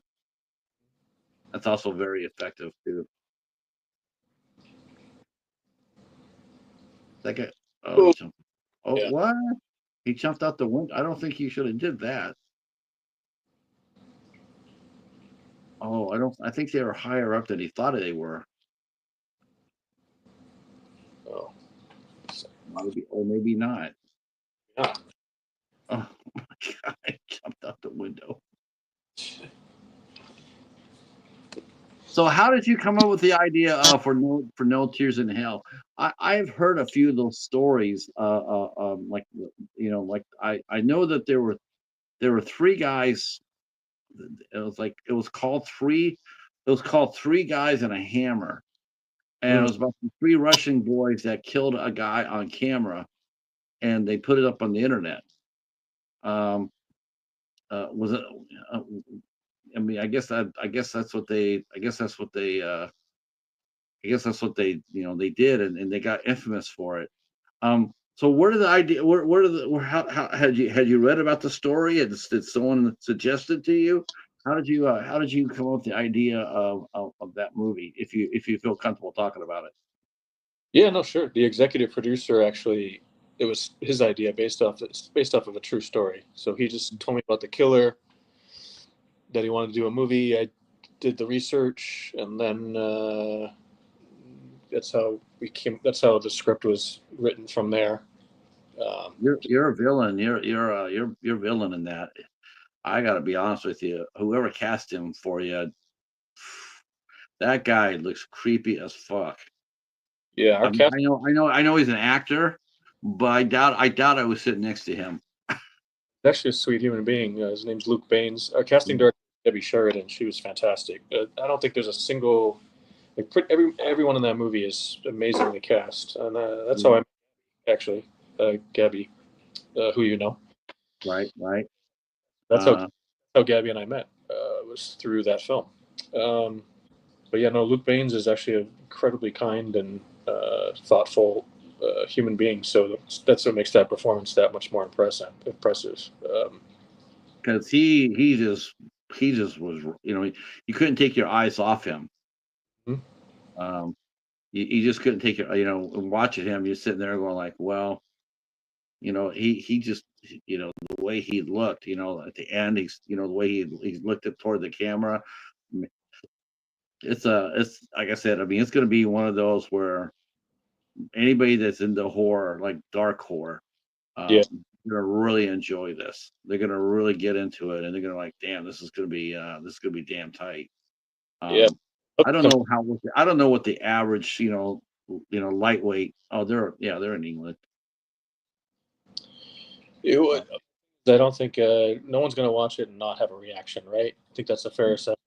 They'll either love it or they're going to be completely revolted. So either one is fine by me.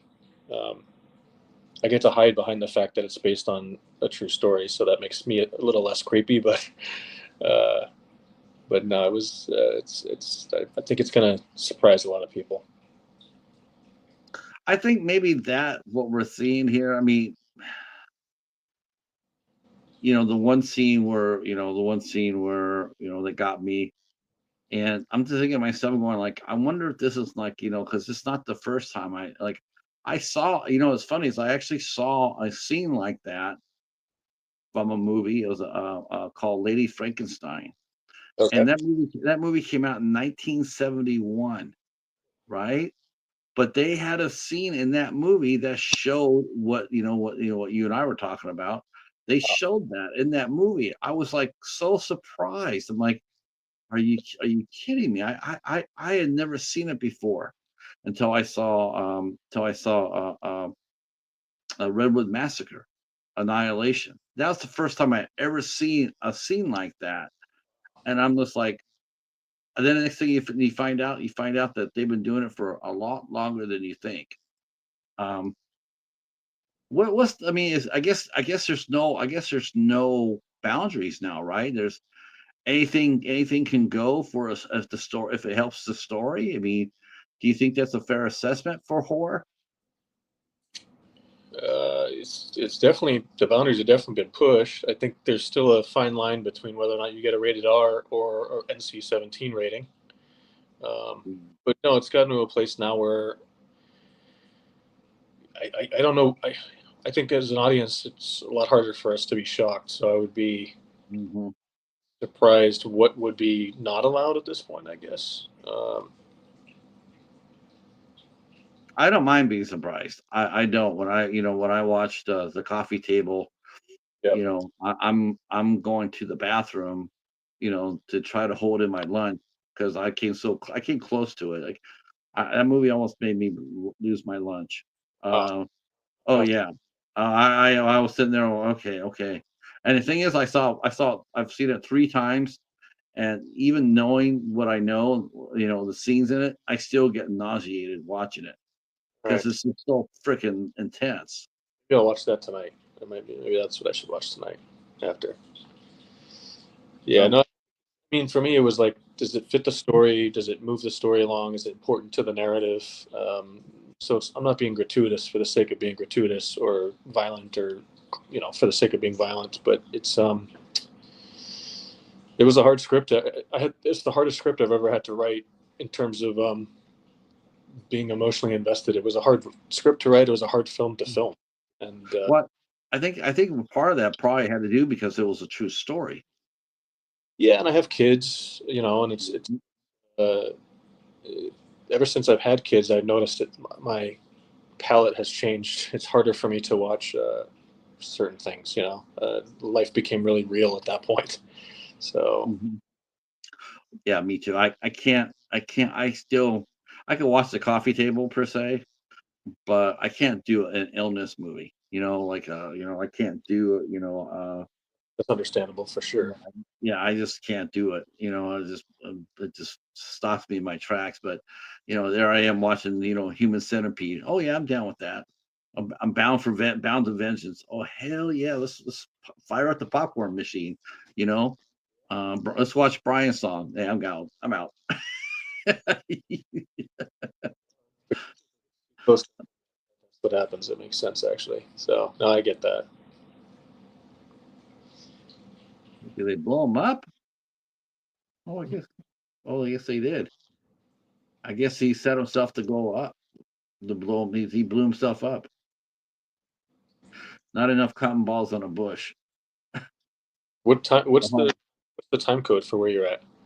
I am at 1 hour and 7 minutes, and this movie is running for 1 hour and Oh, somehow I jumped. I'm at like 108:47, so I'm gonna just pause it and wait a few okay. seconds. I'm at 107:20. Okay. I'll let you know when I get to 108.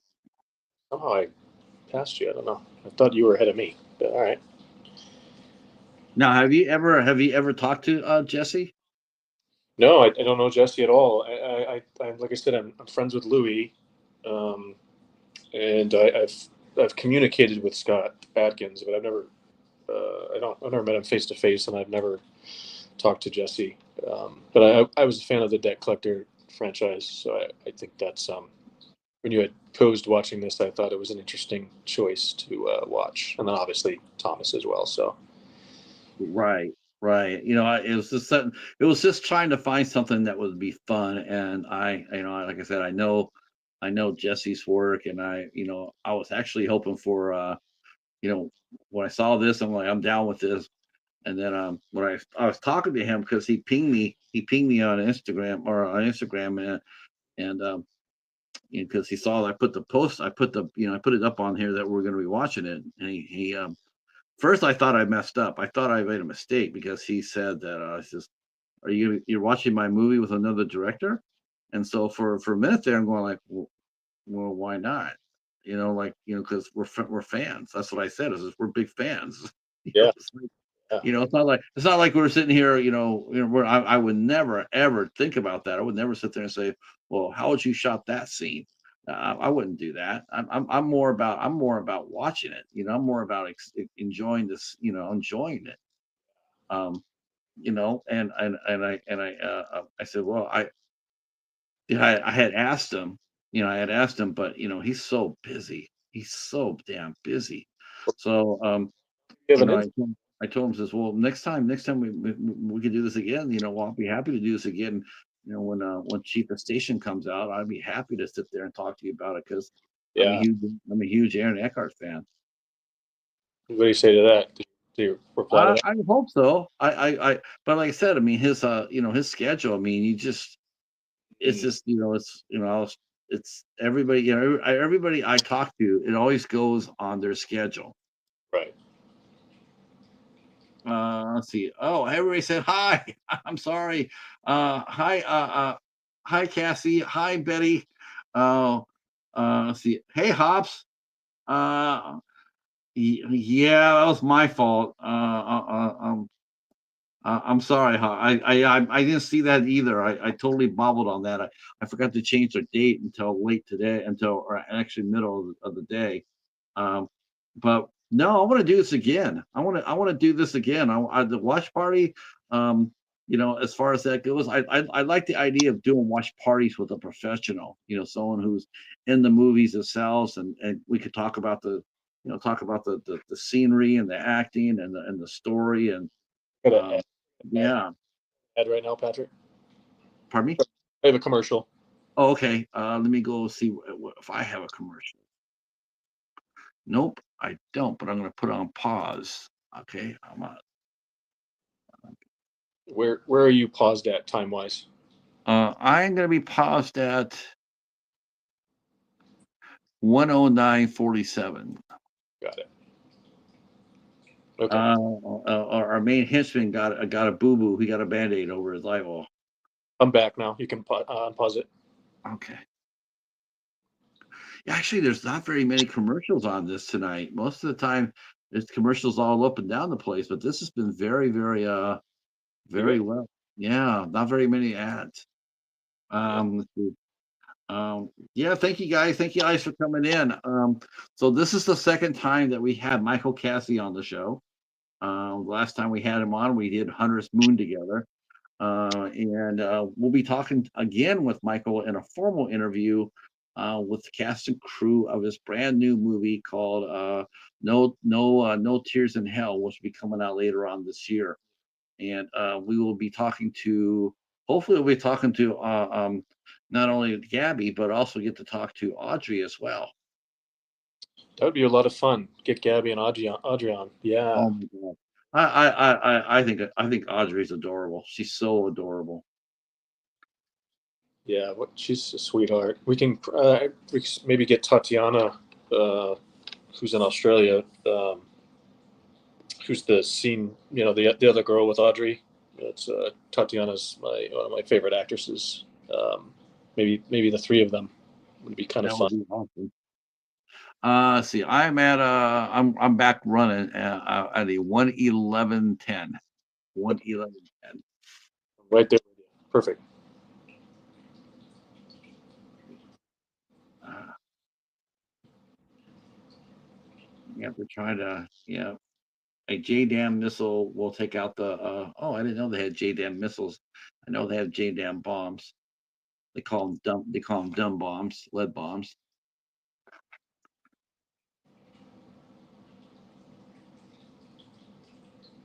Oh, I know that alleyway. Really? Yep, I know that alleyway. I think that alleyway was an Avengement. Yeah, he was supposed to be in prison, Hmm. and they had a fight. They had a fight scene. Yep, I'm sure that's it.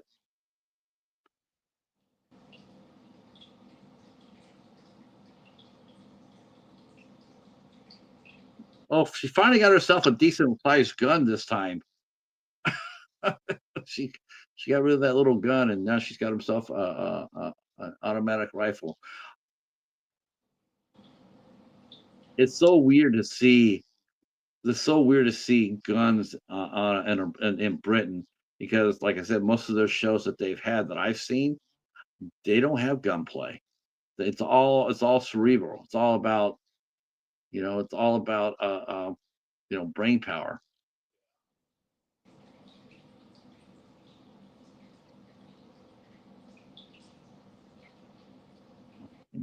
That. Oof,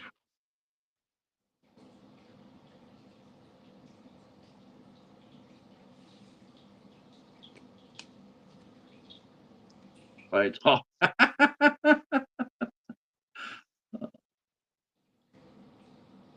Oleg's gonna take care. Oleg has had three chances to take care of Alex. Has not done anything but he gets beat up worse and worse.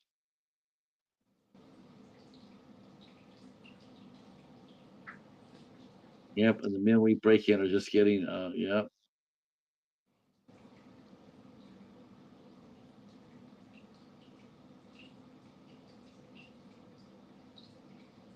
So my question is, if you're sitting over there and you have that kind of firepower, why the hell are you sitting way back there and shooting? Why aren't you advancing?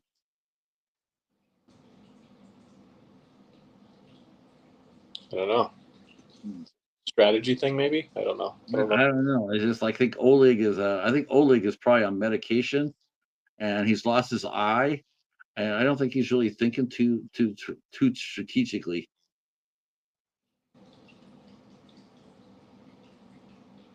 Yep. See, each time we meet, you get the worse. It's true.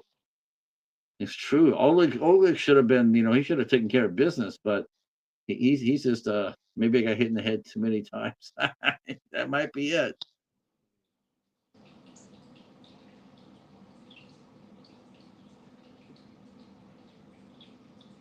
Oh, wow.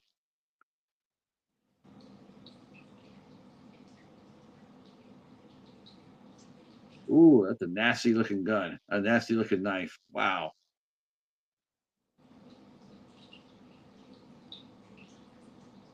Uh-oh. This is gonna be tough. He might need some help on this. Ooh, maybe not. That sledgehammer is a great evening tool.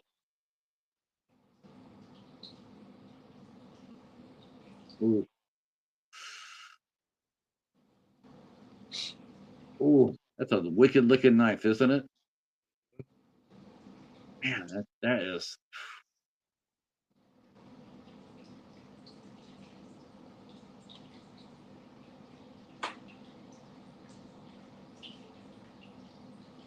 Stab him in the hand. Oh, he stabbed. Oh, I thought he stabbed him in the hand. Wow. I was gonna say that's what you should do, but no, there he goes. Oh, he's just wailing away on him. Circle around his eye where his blind eye's at. Just don't fence face to face. There you go. Oh, headbutt. Nice. Well, coup de grace. Or is he gonna chop off the window again?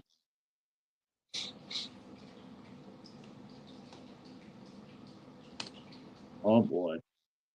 Huh.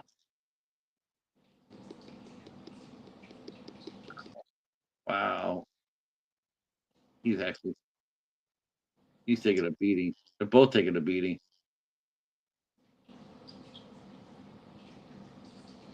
See, at least they're not like shrugging off the hits. I mean, they look like they've been in a war. I appreciate fight scenes. Jesse does great fight scenes. He Yeah. really does.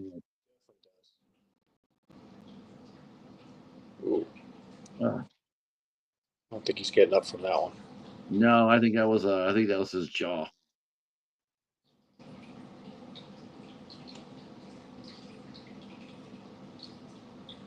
I think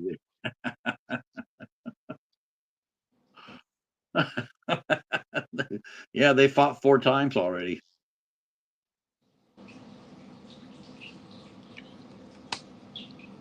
Oh boy.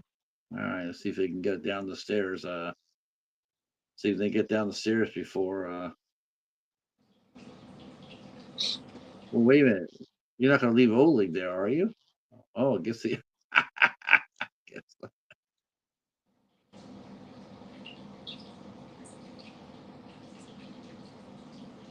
Mm,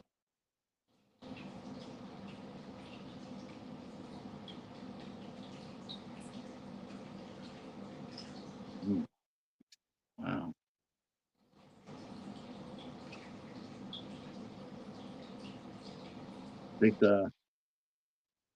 I think that yeah, he's fighting a war he's fighting a war that's been done for the last 10 years or so.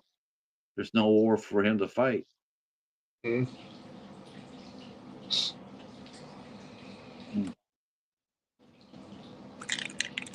That's interesting. Because before, oh, here I am on commercial.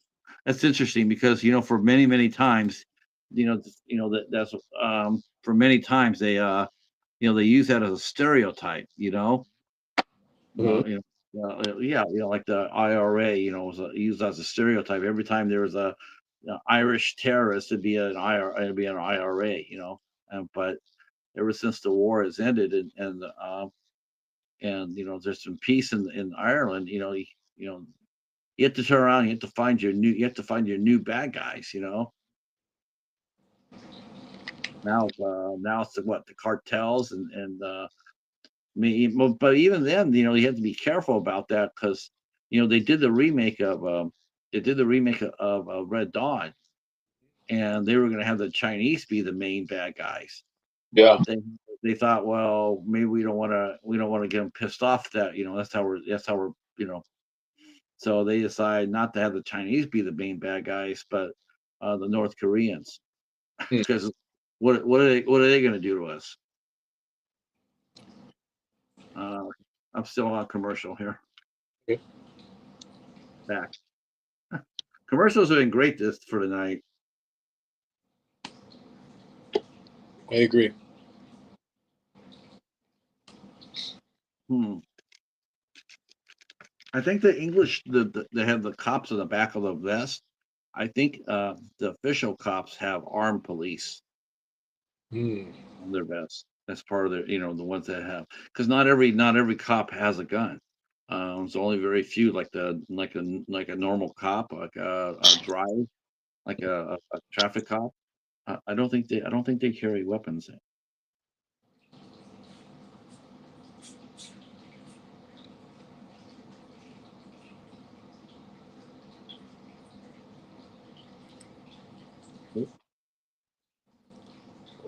Oh boy. Uh-oh. I think they blew them up before they could blow them up. Preemptive strike. Yeah. Yes.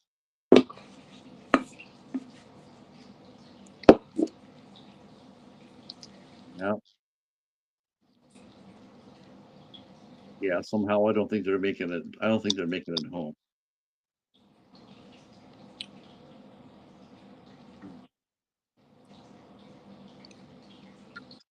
I was thinking what you said about, being 25 miles away from the fire. And I was actually thinking how that really sounds like a lot, but man, oh man, it really isn't. It's not right in the grand scheme. No, it really isn't it really is not that far. Like with the wind being what it was, I was thinking, yeah, you dodged a bullet. Sure. Thankfully, yes. Mm. Yes. Mm.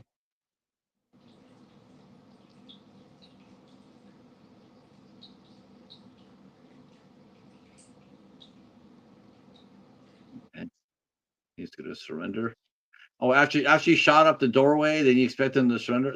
You're lucky they're not ventilating your ass right now. But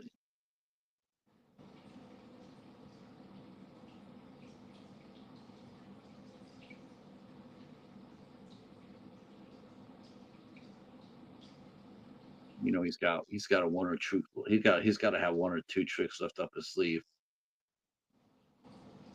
Oh, ooh, deadman switches.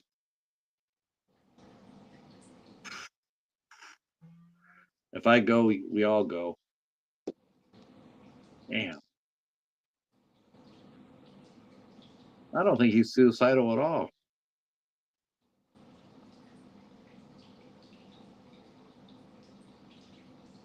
I swear, Michael. If I didn't know this was if I didn't know this was a Thomas, I wouldn't know it was Thomas. Hmm. Well, well, I thought his voice. I thought he did a great voice too.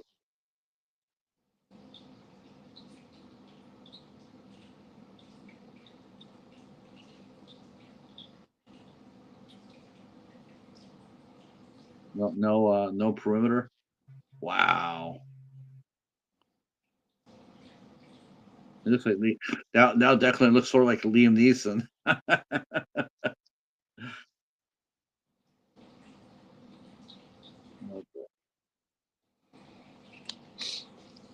Charlie Foxtrot. I don't know what that means. I guess that means off the wind.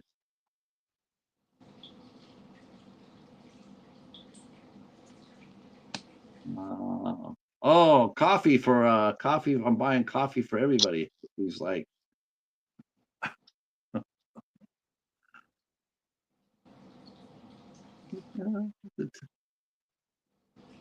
might have to do that.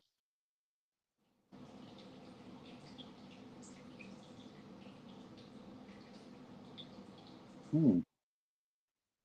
Now, if you wanted to do it, if you wanted to bring back this character, I would be happy to see him come back. Ranger. Yeah, I would support it. I would support another. I definitely would support another movie. I thought this was a lot of fun. Yes, I agree. Some really great action scenes. Oh gosh, yes. What do you think? What do you know? It sort of makes you sort of like I'm sitting here. I'm going like he probably had about 10 to maybe 15, $20 million to play with. Maybe what Uh, would what would happen if you gave Jesse like an Avengers budget? I don't even. I don't even think he got that much of a budget on this that you just said. No, probably not. I would say this is probably like a $10 million movie, Mm, should maybe. I think it might. Who knows? But this, it's hard to tell. But yeah, him with a big budget action would be pretty Can you amazing. imagine? I would love this. I would love to see him get the opportunity to do that. To go ahead and same thing with the same thing with Hunter's Moon. I would love to see that werewolf come back. I would like to see. Let's give Michael some more money because I want to see that. That was and that's what a lot of people were saying about the werewolf. The Wolf Man. They're going like Oh, it just wasn't that there just wasn't that much to look at, I didn't see and that. I don't think that was because it was the lack of money. I think it was just a lack of it wasn't the money. They had a nice budget for it. I haven't seen that yet. I want to watch it though. I want to see the presence. Oh, That's what I'm really hoping to watch. Hoping to catch that.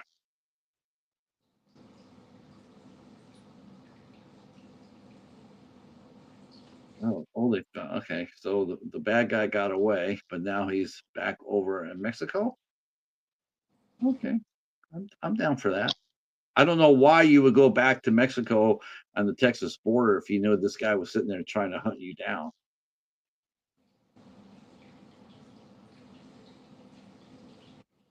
Mhm.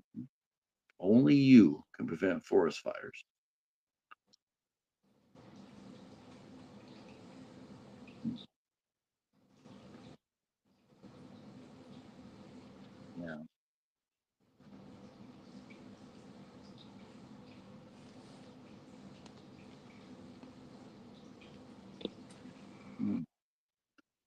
How does you said you've talked to Lewis? How does he like directing versus acting? Actually, I haven't even talked to him about that. That's a good question to ask him. Um, I think directing's fairly new for him. I feel Yeah, like. yeah, it is. Uh, He's been working with Damon Hillen. yeah, they do a lot of those movies over in Thailand together. Right. Louis and I are supposed to talk in March, so I'll ask him. I am curious.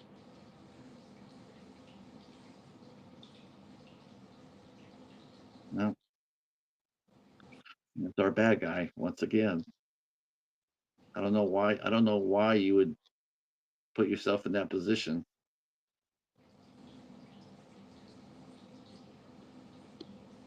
Mm-mm.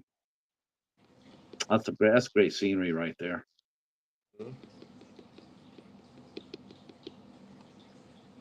I bet they have to sweep. I bet they have to sweep that ground every day that they were there to sweep it, make sure there's no rattlers around.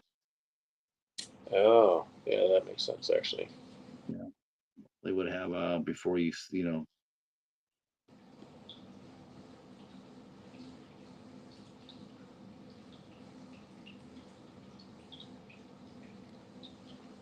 See, he's not looking to kill him. He's oh, oh you yeah you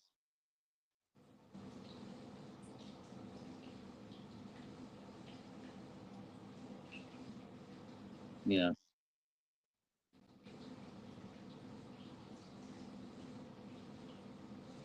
It would have been interesting to see him say that, and then have the Indian pop up with the rifle. That would have been that probably would have been a little bit too that probably would have been a little over the top, but that would have been an interesting scene. Hmm. Mm.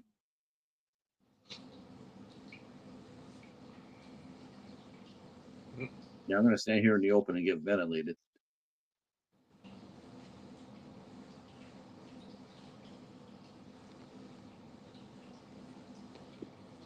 Mm.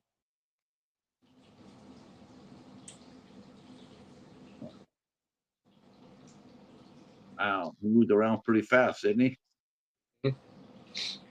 That was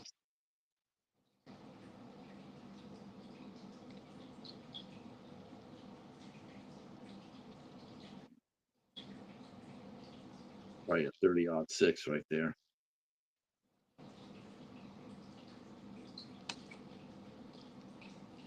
Ooh.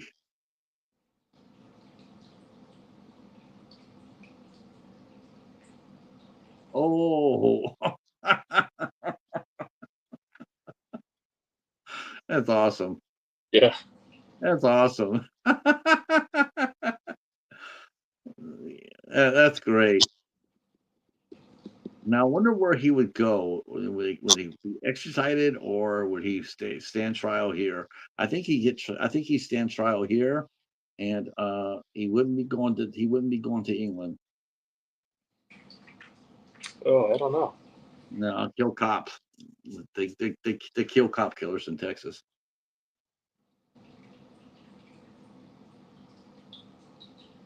Dead or alive, you're coming with me.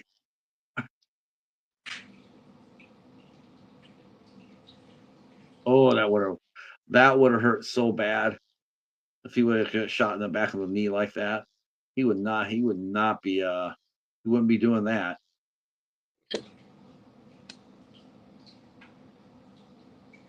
There's this compadre from before.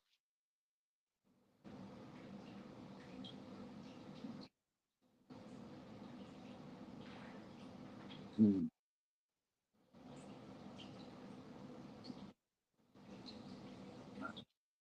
I like it. I like your line. Yeah, I like that. Huh, that would be interesting. Do you after shooting's over, do you sit down with some of the cast, some of the guys, and have a cigar after you wrap your movie, like have a celebratory cigar? Maybe a drink or Thomas is a big cigar guy. He was smoking them on Hunter's Moon. But those are his. I didn't bring any. Honestly, by the time that I picture rap, I'm usually pretty exhausted. So the only thing I want to do is sleep. Yeah, right. One riot and just one fucking rage. I think this movie was so much fun, and hats off to Jesse for bringing us a fun movie, Absolutely. written and directed by him. I enjoyed the hell out of that. Yeah. Nice job, Yeah, Jesse. yeah, very nice job. I'm looking forward to seeing Cheetah Station with Aaron Eckhart. Hopefully that will land on Tubi soon enough. Hopefully Hangman will come back because I would like to see that because I definitely still want to come back with you and to talk about that. Yeah. Uh, Yeah. but well, yeah, but hell, if you wanna come back, you wanna come back next month and we'll do this, we could do something like that. I'd be down. I enjoy the hell out of this. It's a lot of fun. Well, let's figure it out. Let's see. Let's take. Let's definitely do that. So that is our watch party for One Ranger with Thomas Jane and Dominic Tupper and John Malkovich. I will be back here on Tuesday. On Tuesday, we will be back here on the 11th as we talk to. I need to bring Christopher on here. You need. Did I introduce you to? Did I ever introduce you to Christopher Farnsworth? I don't think so. I got to fix that. So Christopher Farnsworth, he wrote a trilogy. In fact, I'm gonna tell you this right here because I'm gonna put this in your brain. All right. It's one of the most amazing things I've ever read in fiction. Really? So he wrote this trilogy called The President's Vampire, Okay. and it's about Nathaniel Cade, and he is a vampire, Okay. but he is bound by a deal a deal to serve the president of the United States. Oh, So whatever mission that they have, he has to do it for the president. oh, He's and he wrote three books. It's absolutely original as hell. Original as hell. Um, I just think because I've always hearing people talk us movie people we're always talking about how come there's nothing new or fresh, hey, and I immediately think about the President's Vampire because it is so fucking original. okay. It's so different, and Okay. I would love to see someone take a chance on it. All right. Yeah, introduce us. Uh, I I'd love to. definitely will. He's going to be here on Tuesday. Tuesday night, we'll be here talking to Christopher Farnsworth. He's got a new book out called Buried Secrets. It's a Jesse Stone book from the estate of Robert B. Parker, the man who created Spencer and Sonny Randall and A Man Called Hawk. And Christopher will be right. We'll be talking about his new book that he wrote in the Jesse Stone series. They made 9 Jesse Stone movies with starring Tom Selleck that were all very good, very good, super strong stories. And but we'll be talking with Christopher on the 11th. On the 12th, we'll be talking with Josh Bell. He is a young podcaster on the way up. He is and I'll be joined by our good friend Kenny Jones from Movie Talk with Kenny, Sean, and Jim. And then next Thursday, we'll be talking with Louisiana filmmaker Mitch Lang will be here, and we will be catching up with Mitch, and hopefully he brought a mermaid with him. He's got a new movie out. He just got done with the Bog Band. Now he's got a new mermaid movie coming out, and well, he'll be here on Thursday. And he was one of the nicest guys to ever want to meet as well. As we get back into 8 Questions with, so what's coming up for you as far as are you doing anything other than working on No Tears in Hell, or are you already working on the next script or story? No Tears in Hell is finished. It's delivered, so there's nothing else for me to do other than promote it once I get the information on what to do and all that stuff. I have a film that called Rough Draft that's supposed to be going, end of March, beginning of April, that I wrote and will be directing that. So that's kind of what's next on my agenda, if you will. That's pretty Is, much the stuff right there. is, it- Yeah. is your movie cast already, or you still got to go through that process too? It's like 95% cast. Or I'll say 90% cast. So um, I don't know if I'm allowed. Oops, sorry about that. Who's in it or whatever. So I'll keep quiet because I'm not producing that one. I just wrote and directed it. So I'm. Sure, But, sure. so I'll wait to make any specific announcements about that. But it's a horror movie. Um, it's a fun horror movie. I think you'll enjoy. So that's what's next for me. I'm trying to think if there's anything else out there. As always, just kind of writing and reading and looking for the next thing to do. So I will keep you posted if I have anything that comes up. But that's what's next. Of course, once we get a date for No Tears in Hell, we'll go ahead and bring you back. We'll try to bring the crew and our cast with you as well. Hopefully, Gabby and Audrey and Tatiana will come back. We'll talk about that. And Luke Bracey is his name. If he wants to come up there and scare the shit out of me, he's more than welcome to. That's Luke Baines. Baines, B-A. Luke Baines. If he wants to come up there and scare the hell out of me, he's more than welcome to do that. Though I will tell him I do have a cheetah, and so, yeah, he's that's gonna. I think that's gonna break him. I think that when people see him in this movie, I think people are gonna like wake up and go like, man, I need to get that guy pronto. I'm trying to think of who the guy was who played Jeffrey Dahmer in the Dahmer miniseries. That was Evan Peters. I think No Tears in Hell could do for Luke Baines what that did for Evan Peters. It's Amazing. Yeah. it's that it's that intense. That's that intense. Called Yeah. Shadowhunters, which I've never seen, and then he did a movie that was a Wes Craven Presents movie called The Girl in the Photographs or Girl in the Photograph. Photographs or Okay. Photo Craven presented, where he also played a killer, so a crazy person. So he tends to have he tends to get He's got cast. the face for it. He's got the face for it. Yeah, I mean, he's got the look. I mean, when you see him, I mean, he just looks like he's, and again, it's definitely a nod to his talent, but he looks like the devil incarnate. It's like, yeah. And yeah, yeah. his mother is Gwen Van Dam. She's been around forever. She actually passed in December. I just Oh, recently found out, but I also found out with her obituary and the Hollywood Reporter and stuff like that that she was 92 when she filmed with us. I had no idea that she was 92, and wow.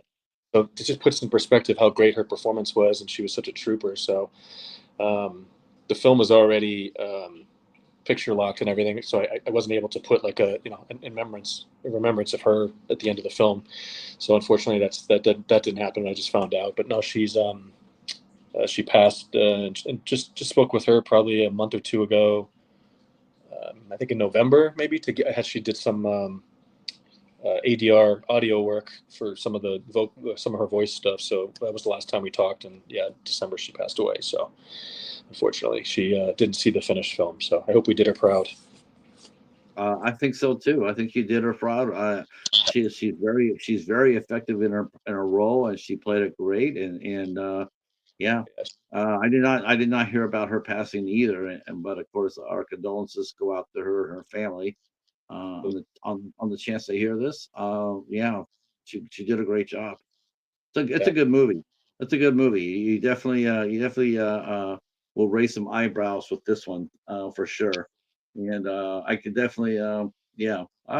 It'll be interesting to see about Rough Draft too. If is it going to be a horror film or is it going to be an action movie? Yeah. So horror film. I guess I can compare it to Stranger Than Fiction meets Friday the 13th.